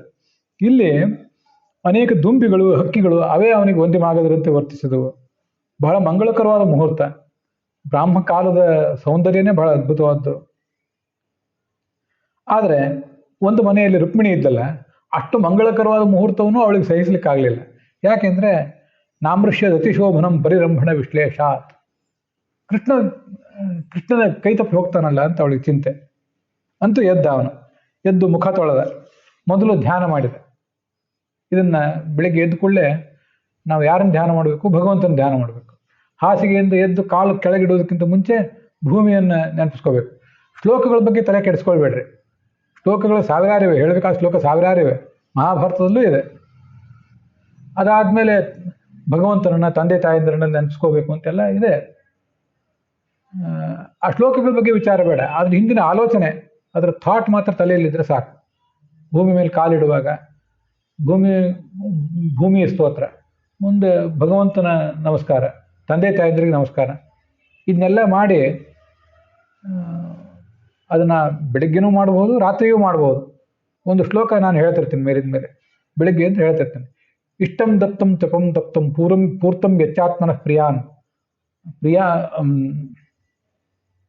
ದಾರಾನ್ ಸುತಾನ್ ಪ್ರಿಯಾನ್ ಪ್ರಾಣಾನ್ ಪರಸ್ಮೈ ಸನ್ನಿವೇದಯೇತ್. ಎದ್ದು ಕೂಡಲೇ ನಮ್ಮದು ಶುರು ಅಲ್ಲ, ಅನೇಕ ದೈಹಿಕ ಕೆಲಸಗಳು, ಸಾಂಸಾರಿಕ ಕೆಲಸಗಳು, ಉದ್ಯೋಗ ವ್ಯಾಪಾರ, ಇವೆಲ್ಲ. ದಾರಾನ್ ಸುತಾನ್ ಪ್ರಿಯಾನ್ ಪ್ರಾಣಾನ್, ನಮಗೆ ಅತ್ಯಂತ ಪ್ರಿಯವಾದದ್ದು ನನ್ನ ಹೆಂಡತಿ, ಹೆಂಡತಿಗೆ ಅತ್ಯಂತ ಪ್ರಿಯ ಗಂಡ, ನನ್ನ ಹೆಂಡತಿ, ನನ್ನ ಮಕ್ಕಳು. ತಂದೆ ತಾಯಿ ತೀರ್ಕೊಂಡಿರ್ತಾರೆ, ಎಲ್ಲರಿಗೂ ಇರ್ತಾರೆ ಅಂತಿಲ್ಲ, ಅವ್ರು ತೀರ್ಕೊಂಡಿರ್ತಾರೆ. ಹೆಂಡತಿ ಅಂತೂ ಇರ್ತಾಳೆ, ಅವಳು ತೀರ್ಕೊಂಡಿರ್ಬೋದು, ಗಂಡನೂ ತೀರ್ಕೊಂಡಿರ್ಬೋದು. ಇದನ್ನೆಲ್ಲ ಭಗವಂತ ನೀನೇ ಕೊಟ್ಟದ್ದು ಅಂತ ಬೆಳಿಗ್ಗೆ ಒಂದ್ಸರಿ ನೆನಪು ಮಾಡ್ಕೋಬೇಕು. ಹಾಗೆ ನೆನಪು ಮಾಡಿಕೊಂಡು ಮುಂದಿನ ಕೆಲಸಗಳನ್ನು ಪ್ರಾರಂಭ ಮಾಡಬೇಕು. ನೋಡಿ, ಭಗವಂತ ಧ್ಯಾನ ಮಾಡಿ ತೋರಿಸಿದ, ಇದು ಅದ್ಭುತ. ಮುಂದೆ ಏನು ಮಾಡಿದ? ನೀರಿನಲ್ಲಿ, ನಿರ್ಮಲವಾದ ನೀರಿನಲ್ಲಿ ಸ್ನಾನ ಮಾಡಿದ, ಜೋಡು ಬಟ್ಟೆ ಉಟ್ಟ, ಕೆಳಗೊಂದು ಮೇಲೊಂದು, ಸಂಧ್ಯಾವಂದನೆ ಮಾಡಿದ, ಅಗ್ನಿಹೋತ್ರ ಮಾಡಿದ, ಗಾಯತ್ರಿ ಜಪ ಮಾಡಿದ. ಇದು ಕರ್ತವ್ಯ. ನಿತ್ಯ ದೇವತೆಗಳಿಗೆ, ಋಷಿಗಳಿಗೆ ತರ್ಪಣ ಕೊಡಬೇಕು.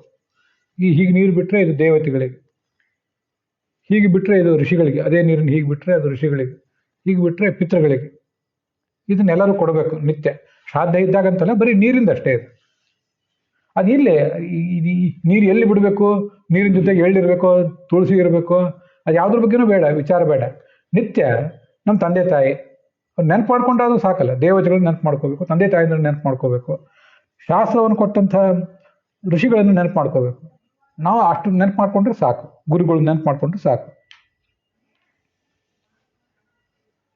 ಮುಂದೆ ಹಿರಿಯರು, ಪುರೋಹಿತರು, ಗುರುಗಳು ಮೊದಲಾದಿರ್ತಾರೆ, ಅವರಿಗೆಲ್ಲ ನಮಸ್ಕಾರ ಮಾಡಿದೆ.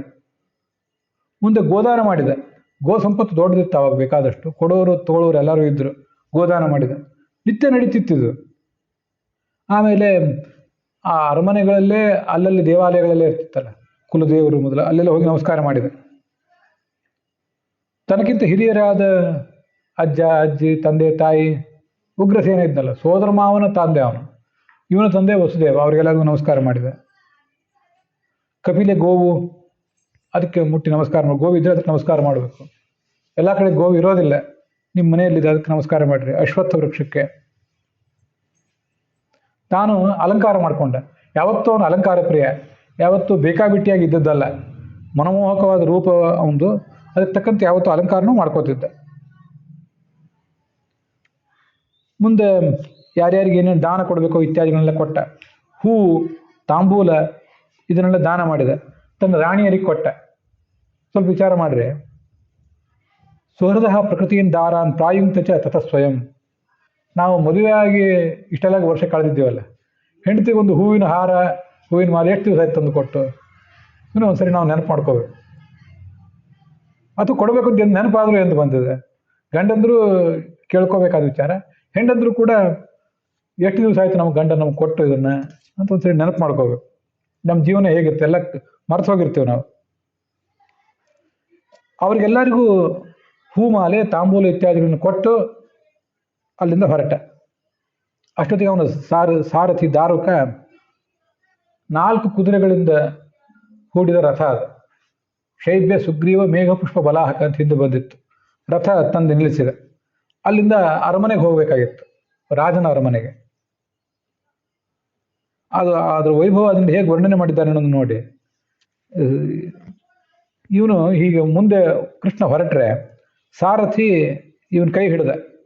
ಹಿಂದೆ ಸಾತ್ವಿಕಿ ಉದ್ಧವರಿದ್ರು, ಅವರೆಲ್ಲ ಯಾದವರೇ. ಅವರು ಅವನ ಅನುಚರರಾಗಿ ಹೊರಟರು. ಈಪ್ಸಿದುವಂತಹ ಪುರಸ್ತ್ರೀಣಾಂ ಸವ್ರೀಡ ಪ್ರೇಮ ವೀಕ್ಷಣೈ ಕೃಚ್ಛಾದ್ ವಿಸೃಷ್ಟೋ ನಿರಹಾತ್ ಜಾತಹಾಸೋ ಹರನ್ಮನಃ. ಈ ಹೊತ್ತಿನಲ್ಲಿ ಕೃಷ್ಣನಿಗೆ ಮಕ್ಕಳಾಗಿದ್ರು, ಮೊಮ್ಮಕ್ಕಳಾಗಿದ್ರು. ಇದ್ರ ಸೌಂದರ್ಯ ಗಮನಿಸಿರಿ. ಮನೆಯಿಂದ ಇವನು ಹೊರಗೆ ಹೊರಟ್ರೆ, ಮನೆ ಹಿಂಗೆ ಕೆಳಗಿಳಿದು ರಥ ಹತ್ತಿದ. ರಥ ಹತ್ತುವಾಗ ಹೆಂಡಂದ್ರು ಪ್ರತಿಯೊಂದು ಮನೆಯಲ್ಲೂ ಕೂಡ ಅವನನ್ನು ಕಳಿಸ್ಲಿಕ್ಕೆ ಅಂತ ಹೊರಗೆ ಬರ್ತಿದ್ರು. ಹೊಸ ದಾಂಪತ್ಯ ಇದ್ದಾಗ ಇವ್ರನ್ನ ಹೋಗಿ ಬರ್ತೀನಿ ಅಂತ ಇವ್ರು ಹೇಳುವುದು, ಸಾಯಂಕಾಲ ಬೇಗ ಬಂದ್ರಿ ಅಂತ ಅವ್ರು ಹೇಳೋದು ಎಲ್ಲ ನಡೆದೇ ಇರ್ತದೆ. ದಾಂಪತ್ಯ ಹಳೆಯಾದಷ್ಟು ಹೋಗೋರು ಹೋಗ್ತಿರ್ತಾರೆ, ಬರೋರು ಬರ್ತಿರ್ತಾರೆ, ಯಾರು ಕೇಳೋರು. ನಿತ್ಯ ಸಾಯೋರಿಗೆ ಹೇಳೋರು ಯಾರು ಒಂದೊಂದು ಗಾದೆ ಮಾತು ಹೇಳ್ತಿರ್ತಾರೆ, ಯಾರನ್ನ ಕೇಳ್ತಿರೋದಿಲ್ಲ. ಅದು ಕೃಷ್ಣನ ಮನೆಯಲ್ಲಿ ಇದೆಲ್ಲ ನಡೀತಿತ್ತು. ಇದನ್ನ ನೋಡಿ. ಮತ್ತೆ ಇದರ ಅದ್ಭುತ ಎಷ್ಟಂದು ನೋಡಿ. ಮನುಷ್ಯ ಇವತ್ತು ತನ್ನ ಎಲ್ಲ ನೈಜ ಭಾವಗಳನ್ನು ಕಳ್ಕೊತಿದ್ದಾನೆ. ಕೃಷ್ಣನ ಪತ್ನಿಯರಿಗೂ ಮಕ್ಕಳಾಗಿ ಮೊಮ್ಮಕ್ಕಳಾಗಿದ್ದಾರೆ. ಈ ಲಜ್ಜೆ, ನಸು, ನಾಚಿಕೆ ಅನ್ನೋದು ಇರ್ತದಲ್ಲ, ಹುಡುಗಿ 18-20 ಇರ್ತದೆ. ಅದು ಮುಂದೆ 30-40-40 ಅದೆಲ್ಲ ಬಾಡಿ ಹೋಗಿ ಕಮರಿ ಹೋಗಿರ್ತದೆ. ನೈಸರ್ಗಿಕವಾಗಿ ಎಲ್ಲವನ್ನೂ ಕಳ್ಕೊಂಡಿರ್ತಾನೆ ಮನುಷ್ಯ. ಗಂಡು ಕಳ್ಕೊಂಡಿರ್ತಾನೆ, ಹೆಣ್ಣು ಕಳ್ಕೊಂಡಿರ್ತಾನೆ. ಆದರೆ ಆ ಪತ್ನಿಯರು ಅಲ್ಲಿ ಬಂದು ನಾಚಿ, ನವ ವಧುವಿನಂತೆ ನಾಚಿ ಅವನನ್ನು ಬೀಳ್ಕೊಡ್ತಿದ್ರು. ಅದರ ಸೌಂದರ್ಯ ಗಮನಿಸ್ಬೇಕು. ಅವರು ಹೊರಗೆ ಬಂದು ಬೀಳ್ಕೊಡ್ತಿದ್ರು.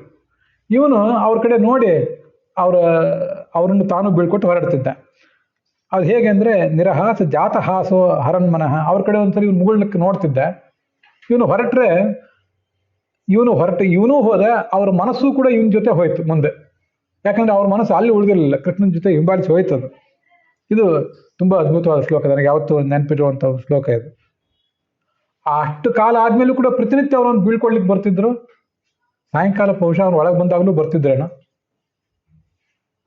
ಮತ್ತೆ ಆ ಲಜ್ಜೆ, ಪ್ರಣಯ ಅದನ್ನೆಲ್ಲ ಯಾವತ್ತೂ ಅಭಿವ್ಯಕ್ತ ಮಾಡ್ತಿದ್ರು. ಇದರಿಂದಲೇ ದಾಂಪತ್ಯ ಅಪ್ಗ್ರೇಡೆಡ್ ಆಗಿ ಉಳಿಯೋದು. ಆ ಏಕತಾನತೆ ಕಳೆದು ದಾಂಪತ್ಯ ಸುರಕ್ಷಿತವಾಗಿ ಉಳಿಯೋದೇ ಇದರಿಂದ.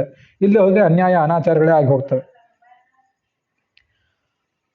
ಸುಧರ್ಮ ಅಂತ ಸಭಾ, ಅದು ದೇವತೆಗಳ ಸಭಾ. ಅದನ್ನು ಏರಿ ಬಂದು ಕೂತ್ಕೊಂಡ. ಅಲ್ಲಿ ನಾಟ್ಯ, ಸಂಗೀತ ಇದೆಲ್ಲ ಆಯಿತು. ಇನ್ಯಾರೋ ಕೆಲವರು ಮುನಿಗಳು ವೇದ ಪ್ರವಚನ ಮಾಡಿದರು. ಪ್ರಾಚೀನ ಕಥೆ ಎಲ್ಲ ನಡೀತು. ಆಗ ಒಬ್ಬ ಅಲ್ಲಿಂದ ಬಂದ. ಅವನು ನಮಸ್ಕಾರ ಮಾಡಿದ ಭಗವಂತನಿಗೆ. ಇವನು ಯಾರು ಅಂತ ಗೊತ್ತಾಗಲಿಲ್ಲ. ಅವನು ಯಾರು, ತನ್ನ ಕೆಲವು ರಾಜರ ಕಥೆ ಹೇಳ್ಕೊಂಡ ಅವನು. ಈ 16,100 ಜನ ಕನ್ಯರನ್ನ ಕರ್ಕೊಂಡ್ಬಂದಿದ್ನಲ್ಲ, ಅವರ ಪತ್ನಿಯರ ಅಣ್ತಮ್ಮಂದರು ಮೊದಲಾದವರನ್ನ ಜರಾಸಂಧ ಹಿಡಿದಿಟ್ಬಿಟ್ಟಿದ್ದ. ಇದು ಅಲ್ಲೇ ಕಥೆ. ಈಗ ಜರಾಸಂಧ ಇಷ್ಟುವರೆಗೆ ಯಾವ್ದವರಿಗೆ ಮಣದಿರಲಿಲ್ಲ. ಒಂದ್ಸರಿ ಬಲರಾಮ ಅವನು ಕೊಲ್ಲಿಕ್ಕೆ ಹೋದಾಗ ಅಶರೀರವಾಣಿ ಆಗಿತ್ತು, ನೀನು ಕೊಲ್ಬೇಡ, ಕೊಲ್ಲೋರು ಬೇರೆ ಇದ್ದಾರೆ, ಅದಕ್ಕೆ ಸಮಯ ಬೇರೆ ಇದೆ ಅಂತೇಳಿ. ಅವರನ್ನ ಜರಾಸಂಧ ಇಟ್ಕೊಂಡಿದ್ನಲ್ಲ, ಅವರೊಂದು ಪ್ರಾರ್ಥನೆ ಹೇಳಿ ಕಳಿಸಿದ್ರು. ಕೃಷ್ಣ ಕೃಷ್ಣ ಪ್ರಮೇಯಾತ್ಮನ್ ಪ್ರಪನ್ನ ಭಯಭಂಜನ ವಯಂ ತ್ವಾಂ ಶರಣಂ ಯಾಮಃ ಭವಭೀತಾ ಪೃಥಗ್ಧಿಯ. ರಾಜರು ಹೇಳಿದ ಮಾತು. ಅದರಲ್ಲಿ ರಾಜರು ಅಂತೇನಿಲ್ಲ, ನಾವು ಹೇಳ್ಬೋದಾದ ಮಾತು. ನೋಡು, ಪೃಥಗ್ಧಿಯ, ನಾವು ಮೂರ್ಖರು, ಸಾಮಾನ್ಯ ಮಂದಿ, ನಾವು ಅಲ್ಪಮತಿಗಳು, ನಾವು ಮೂರ್ಖರು ಅಂತ ನಾನು ಹೇಳ್ಕೊಂಡೆ ಅಷ್ಟೆ. ಪೃಥಗ್ಧಿ ಅಂದರೆ ಅಲ್ಪಮತಿಗಳು. ನಮಗೆ ಸಂಸಾರದಲ್ಲಿ ಭಯ ಆಗಿದೆ, ಅವ್ರಿಗೆ ಭಯ ಆಗಿದೆ ಜರಾಸಂಧನಿಂದ. ನಮಗೇನು ಜರಾಸಂಧ, ಇಲ್ಲಿ ಕೀಚಕ, ರಾವಣ ಯಾರು ಇಲ್ಲದೇ ಇರ್ಬೋದು, ಆದರೂ ನಾವು ಸಂಸಾರದಲ್ಲಿ ಹೈರಾಣ ಆಗಿದ್ದೇವೆ ನಾವು ಕೂಡ. ಭಗವಂತನೇ ನಮ್ಮನ್ನು ರಕ್ಷಿಸುವಂತ ಈ ಶ್ಲೋಕ ನಾವು ಹೇಳ್ಬೋದಾದದ್ದೇ ಶ್ಲೋಕ ಇದು. ನೀನು ಕಾಲರೂಪನಾದವನು, ನಾವೀಗ ಜರಾಸಂಧನ ಕೈಯಲ್ಲಿ ಸಿಕ್ಕಿ ಬಿದ್ದಿದ್ದೀವಿ, ನೀನು ನಮ್ಮನ್ನು ಉಳಿಸಬೇಕು, ಬೇಗ ಪರಿಹಾರ ಮಾಡು ಅಂತ ಆ ದೂತ, ಅವರ ದೂತ, ಆ ರಾಜರ ದೂತ ಇಲ್ಲಿಗೆ ಬಂದಿದ್ದ. ಆವಾಗ ನಾರದರಲ್ಲಿ ಇಳಿದು ಬಂದರು. ಇದೇ ಸಂದರ್ಭಕ್ಕೆ ನಾರದರು ಇಳಿದು ಬಂದರು. ನಾರದರ ಸಭೆಗೆ ಬಂದರು. ನಾರದರನ್ನು ಇವರೆಲ್ಲರೂ ಸ್ವಾಗತ ಮಾಡಿದರು. ಈ ಜಗತ್ತಿನಲ್ಲಿ ತಮಗೆ ತಿಳಿಯದೇ ಇರುವಂಥ ಯಾವುದೇ ಸಂಗತಿ ಇಲ್ಲ, ಏನು ಮಾಡಬೇಕು, ಏನಾದರೂ ವಿಷಯ ಹೇಳಿ. ಆಗ ಅವನಂದ, ನೀನೊಂದು ನಿನ್ನ ಮಾಯೆಯನ್ನು ನಾನು ಮತ್ತೆ ನೋಡ್ತಾನೇ ಇದ್ದೀನಿ. ನಿನ್ನ ಹತ್ರ ಬಂದಾಗೆಲ್ಲ ಮಾಯೆಗೊಂದು ಬೇರೆ ಬೇರೆ ಆ್ಯಂಗಲ್ ನನಗೆ ಕಾಣಿಸ್ತಾನೆ ಇರ್ತದೆ. ನಿನ್ನ ಅಭಿಪ್ರಾಯವನ್ನು ಯಾರು ತಿಳ್ಕೊತಾರೆ? ಹೋಗ್ಲಿ, ನಾನೇ ನಿನಗೆ ನಮಸ್ಕಾರ ಮಾಡ್ತೇನೆ, ನಾನೇ ನಿನ್ನ ಶರಣ ಹೋಗ್ತೇನೆ. ಆದರೆ ಅದೆಲ್ಲ ಆ ಕಡೆ ಇರಲಿ, ತತ್ವಜ್ಞಾನ ಅಧ್ಯಾತ್ಮ ಆ ಕಡೆ ಇರಲಿ. ಈಗ ಇಲ್ಲೊಂದು ಕೆಲಸ ಇದೆ. ಅದೇನೆಂದರೆ, ನಿನ್ನ ಸೋದರತ್ತೆ ಕುಂತಿಯ ಮಗ ಧರ್ಮರಾಜ ಜರಾಸಂಧ ಮಾಡಬೇಕು, ಒಂದು ರಾಜಸೂಯ ಯಾಗ ಮಾಡಬೇಕು ಅಂತ ಹೊರಟಿದ್ದಾನೆ. ಅದನ್ನು ನೀನು ಅನುಮೋದಿಸು, ನೀನೀಗ ಅಲ್ಲಿಗೆ ಹೋಗಬೇಕಾಗಿದೆ ಅಂತ. ಆ ಕಡೆ ಅವನು ರಾಜಸೂಯ ತ್ಯಾಗ ಮಾಡ್ಲಿಕ್ಕೆ ಹೊರಟಿದ್ನಲ್ಲ, ಇದೆಲ್ಲ ಇನ್ನೂ ಈ ಜೂಜಾಟ ಎಲ್ಲ ನಡೆದಿಲ್ಲ. ಜೂಜಾಟ ನಡೆಯೋದಕ್ಕಿಂತ ಮುಂಚೆ ಇದು. ಪಾಂಡವರಿಗೆ ಮದುವೆ ಆಗಿದೆ, 23 ವರ್ಷ ಇಂದ್ರಪ್ರಸ್ಥದಲ್ಲಿ ಅವರು ರಾಜ್ಯಭಾರ ಮಾಡಿದ್ದಾರೆ. ಅಲ್ಲಿ ಬೇರೆ ಬೇರೆಯವ್ರನ್ನು, ಕೆಲವು ಪತ್ನಿಯರನ್ನು ಅವ್ರು ಮದುವೆ ಮಾಡ್ಕೊಂಡಿದ್ದಾರೆ. ಅಲ್ಲಿ ಭಾಗ ಇದೆ. ರಾಜಸೂಯ ಯಾಗ ಮಾಡಿದ. ಅಲ್ಲಿಯೂ ಕೂಡ ರಾಜಸೂಯ ಯಾಗ ಮಾಡುವಂತ ಅವನಿಗೆ ಹೇಳಿದವರು ಇದೇ ನಾರದರೆ. ಮಹಾಭಾರತದಲ್ಲ ಕಥೆ ಇದೆ. ನಾರದರು ಇಳಿದ್ರು ಬಂದ್ರಂತೆ. ಇದು ಸಭಾಪರ್ವ ಅಂತ ಮಹಾಭಾರತದಲ್ಲಿ. ನಾರದರು ಬಂದ ಕೂಡಲೇ ಧರ್ಮರಾಜ ಸ್ವಾಗತ ಮಾಡಿದ. ಸ್ವಾಗತ ಮಾಡಿದ ಕೂಡಲೇ, ಆಯಿತು, ತಾವು ಎಲ್ಲಿಂದ ಬಂದ್ರಿ, ಏನಾದ್ರು ವಿಶೇಷ ವಿಷಯ ಹೇಳ್ರಿ. ಅವನು ಕೇಳಿದೆ. ನಾನೀಗ ಸ್ವರ್ಗಲೋಕದಿಂದ, ದಿಕ್ಪಾಲಕರ ಲೋಕದಿಂದ ಅಲ್ಲಿಂದ ಬಂದೆ ಅಂತ ಏನೋ ಹೇಳಿದರು. ನಿಮ್ಮ ಅಪ್ಪ ಪಾಂಡು ಮಹಾರಾಜ, ಅವನಿಗೆ ಸದ್ಗತಿ ಆಗಿದೆ, ಅವನಿಗೆ ಇನ್ನೂ ಸ್ವಲ್ಪ ದೊಡ್ಡ ಸದ್ಗತಿ ಆಗಬೇಕು. ಅದಕ್ಕೆ ನೀನೊಂದು ರಾಜಸೂಯ ಯಾಗ ಮಾಡಬೇಕಾಗಿದೆ. ನಿನ್ನ ರಾಜಸೂಯ ಯಾಗದಿಂದ ಅವನ ಸ್ಥಾನ ಇನ್ನೂ ಎತ್ತರಕ್ಕೆ ಏರ್ತದೆ. ಆಗ ರಾಜಸೂಯ ಯಾಗ ಮಾಡಬೇಕು ಅಂದಾಗ ಇವನು ತಮ್ಮಂದ್ರ ಜೊತೆ ಸಮಾಲೋಚನೆ ಮಾಡಿದ. ಮುಂದೆ ಹಂಗಾರೆ ಕೃಷ್ಣನನ್ನು ಕರೆಸಬೇಕು ಇಂಥ ಮಹಾಕಾರ್ಯ ಆಗೋದಾದರೆ ಅಂತ ಅವನ ತಲೆಯಲ್ಲಿ ಬಂದಿತ್ತು. ಅದನ್ನೆಲ್ಲ ಅವನ ತಲೆಯಲ್ಲಿ ಬಿತ್ತಿ ಈ ಕಡೆ ಕೃಷ್ಣನ ಕಡೆ ಬಂದಿದ್ರು ಇವರು ನಾರದರು. ಅದು ಇಲ್ಲಿ ಬಂದಿಲ್ಲ, ಮಹಾಭಾರತದಲ್ಲಿ ಅದು ಬಂದಿದೆ. ದೊಡ್ಡ ಯಾಗ ನಡಿಬೇಕಾಗಿದೆ. ಅದಕ್ಕಾಗಿ ಅದನ್ನೊಂದು ಯಾಗವನ್ನೊಂದು ಮಾಡಿಸು, ನಿನ್ನ ಕೀರ್ತಿ ಇಡೀ ಜಗತ್ತಿನಲ್ಲಿ ಎಲ್ಲ ಕಡೆನೂ ಹರಡ್ತದೆ, ಅದೊಂದು ಯಾಗ ಮಾಡಿಸ್ಬೇಕು ಅಂತ. ಆವಾಗ ಇಷ್ಟು ಹೇಳಿದ ಕೂಡಲೇ ಉದ್ಧವ ಏನು ಮಾಡಿದ, ಜರಾಸಂಧನೊಬ್ಬನ ಸದೆ ಬಡಿಬೇಕು ಅಂತ ಯಾವ್ದವ್ರು ಯಾವತ್ತಿಂದು ಕಾದಿದ್ರು. ಆವಾಗ ಉದ್ಧವ ಏನು ಮಾಡಿದ, ಕೃಷ್ಣಂದು ಅಭಿಪ್ರಾಯ ಹೀಗೆ ಅಂತ ತಿಳ್ಕೊಂಡು, ನೋಡು, ಈಗ ನಾರದ ಹೇಳಿದಂತೆ ಧರ್ಮರಾಜ ರಾಜಸೂಯ ಯಾಗ ಮಾಡುವನಿದ್ದಾನೆ. ಆ ರಾಜಸೂಯ ಯಾಗ ಮಾಡಬೇಕು ಅಂದ್ರೆ ದಿಗ್ವಿಜಯ ಮಾಡಬೇಕಾಗ್ತದೆ, ಎಲ್ಲ ಕಡೆ ಓಡಾಡಿ ತನ್ನ ಸಾರ್ವಭೌಮತ್ವವನ್ನು ಪ್ರತಿಷ್ಠಾಪಿಸಬೇಕಾಗ್ತದೆ. ಜರಾಸಂಧ ಒಬ್ಬ ಆ ಕಡೆ ಇದ್ದಾಗ ಅವ್ನು ಕಂಟಕ ಆಗ್ತಾನೆ. ಮತ್ತು ಇದ್ದಾಗ ರಾಜಸೂಯ ಯಾಗ ಮಾಡುವುದು ಹೇಗೆ? ಜರಾಸಂಧನೊಬ್ಬನ ಕೊಂದು ಹಾಕಿಬಿಡೋಣ. ಪಾಂಡವರ ಕಡೆಯಿಂದ ರಾಜಸೂಯ ಯಾಗ ಮಾಡಿದಂತೂ ಆಯಿತು, ಯಾದವರ ವೈರಿಯನ್ನು ಸದೆ ಬಡದಂತೂ ಆಯಿತು. ಇದು ಪ್ಲ್ಯಾನ್. ಮತ್ತು ಇನ್ನೊಂದು 3 ಕೆಲಸ. ಪಾಂಡವರ ರಾಜಸೂಯ ಯಾಗ ಆಯಿತು, ಜರಾಸಂಧನ ವಧೆ ಆಯಿತು, 22,000 ಮಂದಿ ಹೆಚ್ಚು ಕಡಿಮೆ ರಾಜರಿದ್ರು, ಅವ್ರದ್ದೆಲ್ಲ ವಿಮೋಚನೆ ಆಯಿತು. ಜರಾಸಂಧ 10,000 ಆನೆಗಳಿಗೆ ಸಮಾನ. ಅವನನ್ನು ಕೊಲ್ಲುವವನು ಭೀಮಸೇನ ಮಾತ್ರ. ಅದನ್ನೇ ಅಶರೀರವಾಣಿ ಹೇಳಿದ್ದು ಬಲರಾಮನಿಗೆ, ನೀನು ಇವನನ್ನು ಕೊಲ್ಲಬೇಡ, ನಿನ್ನ ಕೈಯಿಂದ ಆಗೋ ಕೆಲಸ ಅಲ್ಲ, ಅದನ್ನು ಮಾಡುವವನು ಬೇರೆ ಇದ್ದಾನೆ ಅಂಥೇಳಿ.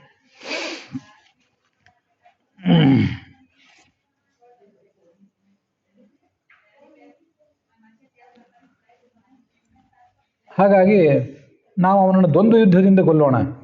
100 ಅಕ್ಷೋಹಿಣಿ ಸೈನ್ಯ ತೊಗೊಂಡು ಹೋದರೂ ಅವನೇನು ಮಣಿಯೋದಲ್ಲ. ಭೀಮಸೇನಿಗೂ ಅವನಿಗೂ ಒಂದು ದ್ವಂದ್ವ ಯುದ್ಧ ಏರ್ಪಡಿಸೋಣ. ಬ್ರಾಹ್ಮಣ ವೇಷಧಾರಿಗಳಾಗಿ ಹೋಗಿಬಿಡಬೇಕು. ಬ್ರಾಹ್ಮಣರು ಬಂದು ಏನು ಬೇಕು ಅಂತ ಕೇಳ್ತಾನೆ ಅವನು. ಏನು ಬೇಡ, ಯುದ್ಧವೇ ಬೇಕು ಅಂತ ನೀವೇ ಹೇಳಬೇಕು. ಹಂಗಾರೆ ಯುದ್ಧ ಮಾಡ್ಲಿಕ್ಕೆ ಅವನು ತಯಾರಾಗ್ತಾನೆ. ಭೀಮಸೇನ ಬ್ರಾಹ್ಮಣ ವೇಷಧಾರಿಯಾಗಿ ಅಲ್ಲಿ ಹೋಗಲಿ. ಭೀಮಸೇನ ಅವನು ಕೊಲ್ತಾನೆ, ಸಂಶಯವೇ ಇಲ್ಲ. ಉದ್ಧವನಿಗೆ ಗ್ಯಾರಂಟಿ ಇತ್ತು, ಕೃಷ್ಣನಿಗಂತೂ ಗ್ಯಾರಂಟಿ ಇದ್ದೇ ಇತ್ತು.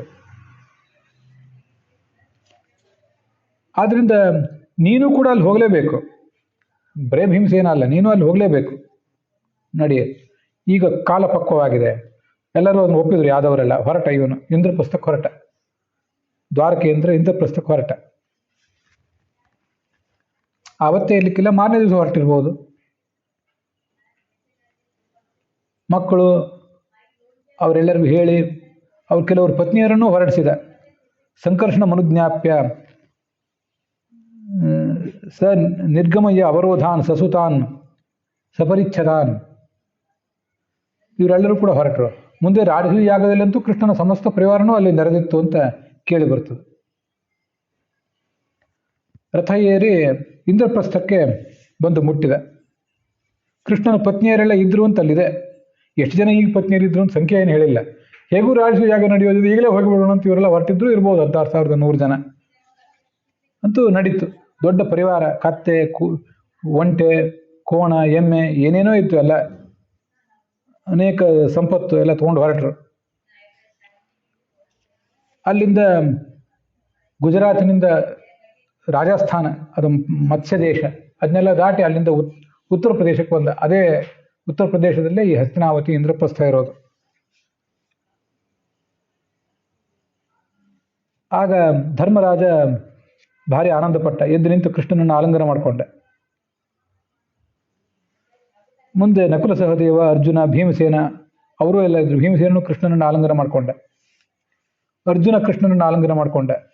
ಎಲ್ಲ ಹಿರಿಯರಿಗೆ ಕೃಷ್ಣ ನಮಸ್ಕಾರ ಮಾಡಿದ. ಇಂದ್ರಪ್ರಸ್ಥದ ಒಳಗೆ ಬಂದ. ದ್ರೌಪದಿ ಮೊದಲಾದವರು ಅನೇಕ ಜನ ಅವನನ್ನು ಸ್ವಾಗತಿಸಿದರು. ಧರ್ಮರಾಜ ಕೃಷ್ಣನ ಕೈ ಹಿಡಿದು ತನ್ನ ಮನೆಯೊಳಗೆ ಕರ್ಕೊಂಬಂದ. ಮುಂದೆ ಖಾಂಡವನ ದಹನ ಆಗಿದ್ದ ಕಥೆ ಎಲ್ಲ ಇದೆ, ಅದು ನಾನು ಇಲ್ಲಿ ಹೇಳೋದಿಲ್ಲ. ಅದಕ್ಕೆ ಇದು ಭಾಗವತದಲ್ಲಿ ಅದೆಲ್ಲ ವ್ಯತ್ಯಸ್ತವಾಗಿ ಬಂದಿದೆ.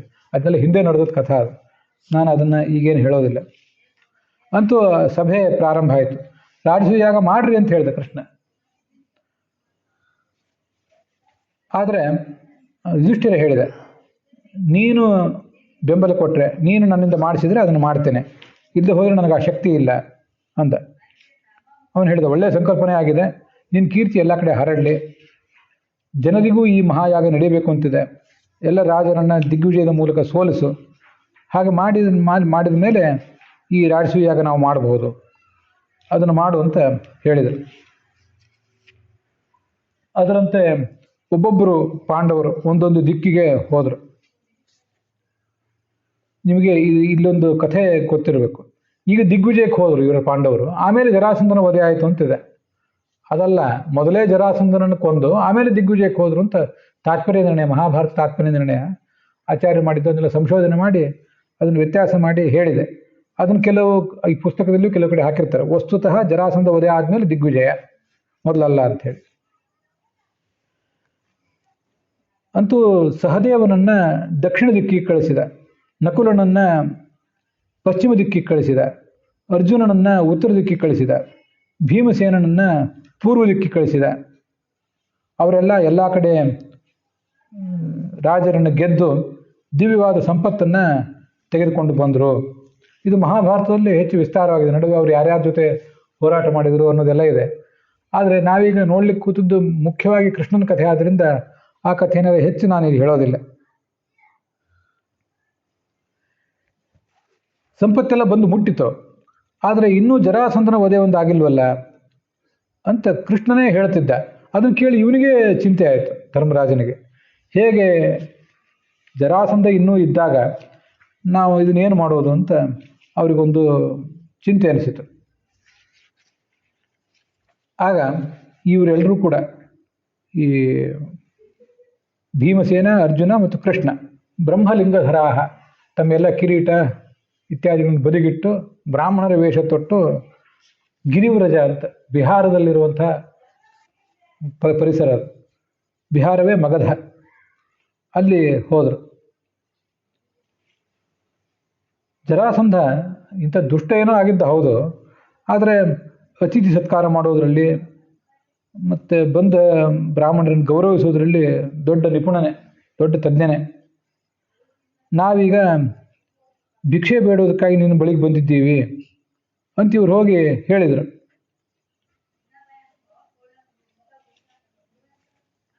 ಅವನನ್ನು ಪ್ರಶಂಸೆ ಮಾಡಿದರು. ನೋಡಿ, ಹಿಂದೆ ಹರಿಶ್ಚಂದ್ರ, ರಂತಿದೇವ ಮೊದಲಾದ ದೊಡ್ಡ ದೊಡ್ಡ ರಾಜರಿದ್ದರು. ಅವರೆಲ್ಲ ಬೇಕಾದಷ್ಟು ದಾನ ಇತ್ಯಾದಿಗಳನ್ನು ಮಾಡೇ ಪ್ರಸಿದ್ಧರಾದವರು. ನೀನು ಹಾಗೆ ನಮಗೊಂದು ಭಿಕ್ಷೆ ಕೊಡಬೇಕು ಅಂತ ಹೇಳಿದರು. 82ನೇ ಅಧ್ಯಾಯದಲ್ಲಿ 22ನೇ ಶ್ಲೋಕದಲ್ಲಿ ಹೇಳ್ತಾರೆ. ಅವನು ನೋಡಿದ ಅವ್ರನ್ನ, ಬ್ರಾಹ್ಮಣರಂತೆ ವೇಷ ತೊಗೊಂಡು ಬಂದಿದ್ದಾರೆ. ಹೌದು, ಬ್ರಾಹ್ಮಣರು ಅಲ್ಲ ಅಂತ ಗೊತ್ತಾಯ್ತು ಅವನಿಗೆ. ಯಾಕೆಂದರೆ ಈ ಕ್ಷತ್ರಿಯರು ಯುದ್ಧ ಮಾಡಿ ಮಾಡಿ ಅವ್ರ ಹೆಗಲು, ಕೈ, ಇದಕ್ಕೆಲ್ಲ ಆ ಬಿಲ್ಲು, ಅದಕ್ಕೆ ಹಗ್ಗ ಕಟ್ಟೋದು, ಮೇಲಿನ ಮೇಲೆ ಎಳೆಯೋದು, ಎಲ್ಲ ಕಡೆ ಕೈ ಜಡ್ಡುಗಟ್ಟಿ ಹೋಗಿರ್ತದೆ. ಕ್ಷತ್ರಿಯರ ಲಕ್ಷಣ ಗೊತ್ತಾಗ್ತದೆ. ಬ್ರಾಹ್ಮಣರು ತಮ್ಮ ಕೆಲಸ ಮಾಡಿಕೊಂಡು ಮೃದುವಾಗಿರುವಂಥವ್ರು, ಅವ್ರ ಕೈಯಲ್ಲಿ ಇಂಥ ಪರಿಶ್ರಮದ ಚಿಹ್ನೆಗಳಿರೋದಿಲ್ಲ ದೇಹದಲ್ಲಿ. ಮತ್ತು ಇದು ಅವ್ರ ಸ್ವರ ನೋಡಿದ, ಅವ್ರ ಆಕೃತಿ, ನಿತ್ಯ ವ್ಯಾಯಾಮ ಮಾಡಿ ಬಲಿಷ್ಠವಾದ ಶರೀರ, ಹಾಗೆ ವ್ಯಾಯಾಮರಿಗೆ ಬ್ರಾಹ್ಮಣರಿಗಿರೋದಿಲ್ಲ. ಅವ್ರು ಭಾಳ ಪ್ರಾಣಾಯಾಮ ಮಾಡ್ತಾರಷ್ಟೇ. ಇವರು ಕ್ಷತ್ರಿಯರು, ಅದರಲ್ಲೂ ದುಷ್ಟ ಕ್ಷತ್ರಿಯರು ಅಂತ ಏನೋ ತಿಳ್ಕೊಂಡ್ಬಿಟ್ಟ. ನನಗೇನೋ ಬುದ್ಧಿ ಕಲಿಸ್ಲಿಕ್ಕೆ ಇವ್ರು ಬಂದಿದ್ದಾರೆ ಅಂತ ಗೊತ್ತಾಯ್ತು ಅವನಿಗೆ. ಆಯಿತು, ಬಂದಿದ್ದಾರಲ್ಲ, ಬ್ರಾಹ್ಮಣ ವೇಷ ತೊಟ್ಟು ಬಂದಿದ್ದಾರಲ್ಲ, ಅದಕ್ಕೆ ಅವಮಾನ ಮಾಡಬಾರ್ದು. ನನ್ನ ಕೊಲ್ಲಿಕ್ಕೆ ಬಂದಿರಲಿ, ನೀಚರೇ ಇರಲಿ, ಅವ್ರಿಗೆ ದಾನ ಮಾಡೋಣ ಅಂತ ಇವನು ಒಪ್ಕೊಂಡ. ಯಾಕೆಂದರೆ ವೇಷ ತೊಟ್ಟು ಬಂದಿದ್ದಾರಲ್ಲ, ವೇಷಕ್ಕೆ ಅವಮಾನ ಆಗಬಾರ್ದು ಅಂತ. ಇವನಂತ, ಮಹಾರಾಜ ನಮ್ಗೆ ಯುದ್ಧ ಬೇಕು, ನಾವು ಕ್ಷತ್ರಿಯರು, ನಾವು ಊಟಕ್ಕಾಗಿ ಬಂದಿಲ್ಲ, ಇಲ್ಲಿ ಯುದ್ಧ ಬೇಕು, ನಿನಗೆ ಸರಿ ಕಂಡ್ರೆ ಯುದ್ಧ ಮಾಡ್ಬೋದು. ಇವನು ಭೀಮಸೇನ, ಇವನು ಅರ್ಜುನ, ನಾನು ಇವರು ಸೋದರ ಮಾವನ ಮಗ, ನಿನ್ನ ಶತ್ರು ಕೃಷ್ಣ, ಇದು ನಿನಗೆ ಗೊತ್ತಿರಲಿ. ಮಾಂ ಕೃಷ್ಣಂ ಜಾನೀಹಿ ತೇ ರಿಪುಂ. ಆವಾಗ ಯುದ್ಧ ಮಾಡುವಂತಂದಾಗ ಅವನು ಹೇಳಿದ, ಜೋರಾಗಿ ನಕ್ಕನಂತೆ, ಕೃಷ್ಣ, ನಿನ್ನ ಜೊತೆ ನಾನು ಯುದ್ಧ ಮಾಡೋದಿಲ್ಲ. ನೀನು ಹೇಳಿ, ನಿನ್ನ ಊರು ಮಥುರಾ ನಗರವನ್ನು ಬಿಟ್ಟು ದ್ವಾರಕೆಗೆ ಓಡಿ ಹೋದವನು ನೀನು, ನಿನ್ನಂಥವ್ರ ಜೊತೆ ನಾನು ಯಾಕೆ ಯುದ್ಧ ಮಾಡಬೇಕು? ಅರ್ಜುನ ನನಗೆ ಸಮಾನ ಅಲ್ಲ, ಚಿಕ್ಕವನು. ವಸ್ತುತಃ ಈ ಸಂದರ್ಭದಲ್ಲಿ ಅರ್ಜುನನಿಗೆ ಸುಮಾರು 55 ವರ್ಷ ಆಗಿತ್ತು. ಕೃಷ್ಣನಿಗೂ ಅಷ್ಟೇ ವಯಸ್ಸು ಈ ಸಂದರ್ಭದಲ್ಲಿ. ಇದಕ್ಕಿಂತ ಸ್ವಲ್ಪ ಮುಂಚೆ ಅವನು ಸುಭದ್ರೇನ ಮದುವೆ ಮಾಡ್ಕೊಂಡಿದ್ದ. ಅದೊಂದು 2-3 ವರ್ಷದ ಹಿಂದೆ ಈಗ ಏನಾದ್ರು ಇರ್ಬೋದಷ್ಟೆ, ಅಥವಾ 5 ವರ್ಷ ಇರ್ಬೋದು, 50 ದಾಟಿತ್ತು. ಭೀಮಸೇನ ಕೃಷ್ಣ ಬಲರಾಮನ್, ನಾನು ಹಿಂದೆ ಹೇಳಿದ್ದೆ ಅದನ್ನು, ಅರ್ಜುನನಿಗೆ ಸುಮಾರು 50-55 ಆದರೆ ಒಂದು 6 ತಿಂಗಳು ವರ್ಷ ದೊಡ್ಡವನು ಕೃಷ್ಣ, ಅವನಕ್ಕಿಂತ 1-2 ವರ್ಷ ದೊಡ್ಡವನು ಭೀಮಸೇನ. ಈ ಮೂರಲ್ಲಿ ಅವನೇ ದೊಡ್ಡವನು. ಈ ಅರ್ಜುನ ಚಿಕ್ಕವನು, ವಯಸ್ಸಿನಿಂದ ಚಿಕ್ಕವನು, ಬಲಶಾಲಿನೂ ಅಲ್ಲ, ಅವನ ಜೊತೆ ಏನು ಯುದ್ಧ ಮಾಡೋದು? ಇಲ್ಲಿ ಭೀಮಸೇನ ಇದ್ದಾನಲ್ಲ, ಅವನು ವಯಸ್ಸಿನಿಂದ ನನಗಿಂತ ಚಿಕ್ಕವನು, ಜರಾಸಂಧ ಇವರೆಲ್ಲರಿಗಿಂತ ದೊಡ್ಡವನು ವಯಸ್ಸಿನಿಂದ. ಕೃಷ್ಣನ ಸೋದರ ಮಾವನ ಮಾವ ಅವನು, ಕೃಷ್ಣನ ಸೋದರ ಮಾವ ಕಂಸ. ಕೃಷ್ಣನಿಗೂ ಅವನಿಗೂ ಒಂದು 20-30 ವರ್ಷದ ವ್ಯತ್ಯಾಸ ಆದರೂ ಇದ್ದಿರ್ಬೇಕಲ್ಲ ಸೋದರ ಮಾವ ಅಂದರೆ. ಅವನ ಮಾವ ಅಂದರೆ ಮತ್ತೊಂದು 20-30 ವರ್ಷ ದೊಡ್ಡವನು ಇದ್ದಿರ್ಬೇಕಲ್ಲ. ಸರಿಸುಮಾರು ಇವನು ಶತಮಾನೋತ್ಸವಕ್ಕೆ ಬಂದಿದ್ದ ಜರಾಸಂಧ. ನಾನು ಭೀಮಸೇನ ಜೊತೆ ಯುದ್ಧ ಮಾಡ್ತೇನೆ ಅಂಥೇಳಿ ಗದೆ ತಗೊಂಡ್ರು, ಪರಸ್ಪರ ಗದೆ ಹಿಡಿದ್ರು. ಅಲ್ಲಿಂದ ಹೊರಗೆ ಬಂದರು, ಪಟ್ಟಣದಿಂದ ಹೊರಗೆ ಬಂದರು. ಪಟ್ಟಣದಿಂದ ಹೊರಗೆ ಬಂದು ಅಲ್ಲಿ ಯುದ್ಧ ಪ್ರಾರಂಭಿಸಿದರು, ಹೊಡೆದಾಡಿದರು. ನೋಡೋರಿಗೆ 2 ಕಾಡಾನೆಗಳ ಹೋರಾಟ ಇದ್ದಂತೆ, ಭಯಾನಕವಾದ ಹೋರಾಟ. ಇಬ್ಬರಿಗೂ ಅವನು ಜರಾಸಂಧ ಏನು ಕಡಿಮೆ ಅಲ್ಲ, ರಾಕ್ಷಸ. ಆದ್ದರಿಂದ ಮೈಗೆ ಏಟು ಬಿದ್ದರೆ ಆ ಎಲ್ಲ ಕಲ್ಲು ಗದೆಗಳನ್ನು ಎಸೆದ್ರೆ ಆ ಗದೆಗಳೇ ಉದುರಿ ಬಿದ್ದು ಅಷ್ಟೇ ಹೊರತು ಅವನ ಮೈಗೇನು ಆಗಲಿಲ್ಲ. ಭೀಮಸೇನಿಗಂತೂ ಏನೂ ಆಗಲೇ ಇಲ್ಲ. ಕೊನೆಗೆ ಇನ್ನೇನು ಮಾಡಿದ್ರು, ಮುಷ್ಟಿಯಿಂದ ಬಡ್ದಾಡಿದ್ರು. ಗದೆಯಿಂದ ಏನೂ ಆಗೋದಿಲ್ಲ ಅಂತ ಗೊತ್ತಾದ್ಮೇಲೆ ಪರಸ್ಪರ ಮುಷ್ಟಿಯಿಂದ ಬಡ್ದಾಡಿದ್ರು. ಸಿಡಿಲೇ ಬಡ್ದಂತೆ ಜೋರಾಗಿ ಶಬ್ದ ಆಗ್ತಿತ್ತು. ಇಬ್ಬರು ವೇಗನೂ ಕಡಿಮೆ ಆಗಲಿಲ್ಲ, ಯುದ್ಧ ನಿರ್ಣಾಯಕವೇ ಆಗಲಿಲ್ಲ ಎಷ್ಟೊತ್ತಾದರೂ. ಕೃಷ್ಣನಿಗೆ ಒಂದು ವಿಷಯ ಗೊತ್ತಿತ್ತು, ಜರಾ ಅನ್ನೋ ರಾಕ್ಷಸಿ ಜರಾಸಂಧನನ್ನು ಜೋಡಿಸಿದಾಳೆ. ಈ ನಡುವಿನ ಭಾಗ ಇದೆಯಲ್ಲ, ಅದು ಜೋಡಿಸಿದ್ದು, ಅಸೆಂಬಲ್ ಮಾಡಿದ್ದು, ಅಖಂಡ ಅಲ್ಲ ಅದು. ಅದು ಗೊತ್ತಿತ್ತು ಅವನಿಗೆ. ಅದಕ್ಕೆ ಏನು ಮಾಡಿದ, ಭೀಮಸೇನಲ್ಲಿ ತನ್ನ ಶಕ್ತಿಯನ್ನು ತುಂಬಿದ. ಯಾವಾಗಲೂ ಭೀಮಸೇನನ ಮೇಲೆ ಕೃಷ್ಣನ ಅನುಗ್ರಹ ಇದ್ದೇ ಇತ್ತು. ಈಗ ಒಂದು ಮರದ ರೆಂಬೆಯನ್ನು ಹಿಂಗೆ ಉದ್ದವಾಗಿ ಸೀಳಿ ಅದರ ಮೂಲಕ ಹೀಗೆ ಮಾಡು ಅಂತ ತೋರಿಸ್ಕೊಟ್ಟ. ಒಂದು ಕಡ್ಡಿನೂ ಏನೋ ತೊಗೊಂಡು ಅದನ್ನು 2 ಭಾಗ ಮಾಡಿದ. ಇದನ್ನು ಭೀಮಸೇನ ಆ ಸೂಚನೆಯನ್ನು ಗ್ರಹಿಸಿದ. ಅವನನ್ನು ಕಾಲಿನಿಂದ ಹಿಡಿದು ನೆಲದ ಮೇಲೆ ಕೆಡವಿದ. ಒಂದು ಕಾಲನ್ನು ಒತ್ತಿ ಹಿಡಿದ ತನ್ನ ಕಾಲಿನಿಂದ, ಇನ್ನೊಂದು ಕಾಲನ್ನು ಜೋರಾಗಿ ಎಳೆದ. ಇದೊಂದು ಎಲ್ಲಿಂದ ಅಂದರೆ ಈ ಬೆನ್ನಿನಿಂದ, ಇಲ್ಲಿ ಜಾಯಿಂಟ್, ಇಲ್ಲೇ ಇಲ್ಲ ಜಾಯಿಂಟ್ ಇರೋದು. ಕಾಲಂತೂ ಸಪ್ರೇಟೇ ಇರ್ತದೆ. ಇಲ್ಲಿಂದ ತಲೆ ತನಕ ಹಿಂಗೆ ಸೀಳಿಬಿಟ್ಟ, ತರಕಾರಿ ಸೀಳುವಂತೆ ಸೀಳು ಬಿಸಾಕಿಬಿಟ್ಟ. ಜನ ಅದು ನೋಡಿ ಆಶ್ಚರ್ಯ. ಅಲ್ಲೊಂದು ಕಣ್ಣು, ಇಲ್ಲೊಂದು ಕಣ್ಣು, ಇಲ್ಲೊಂದು ಕಿವಿ, ಅಲ್ಲೊಂದು ಕಿವಿ, ವಿಚಿತ್ರವಾಗಿದೆ ಅದು. ಜನ ನೋಡಿ ಅದನ್ನ ಆಶ್ಚರ್ಯಪಟ್ಟರು ಅಂತ.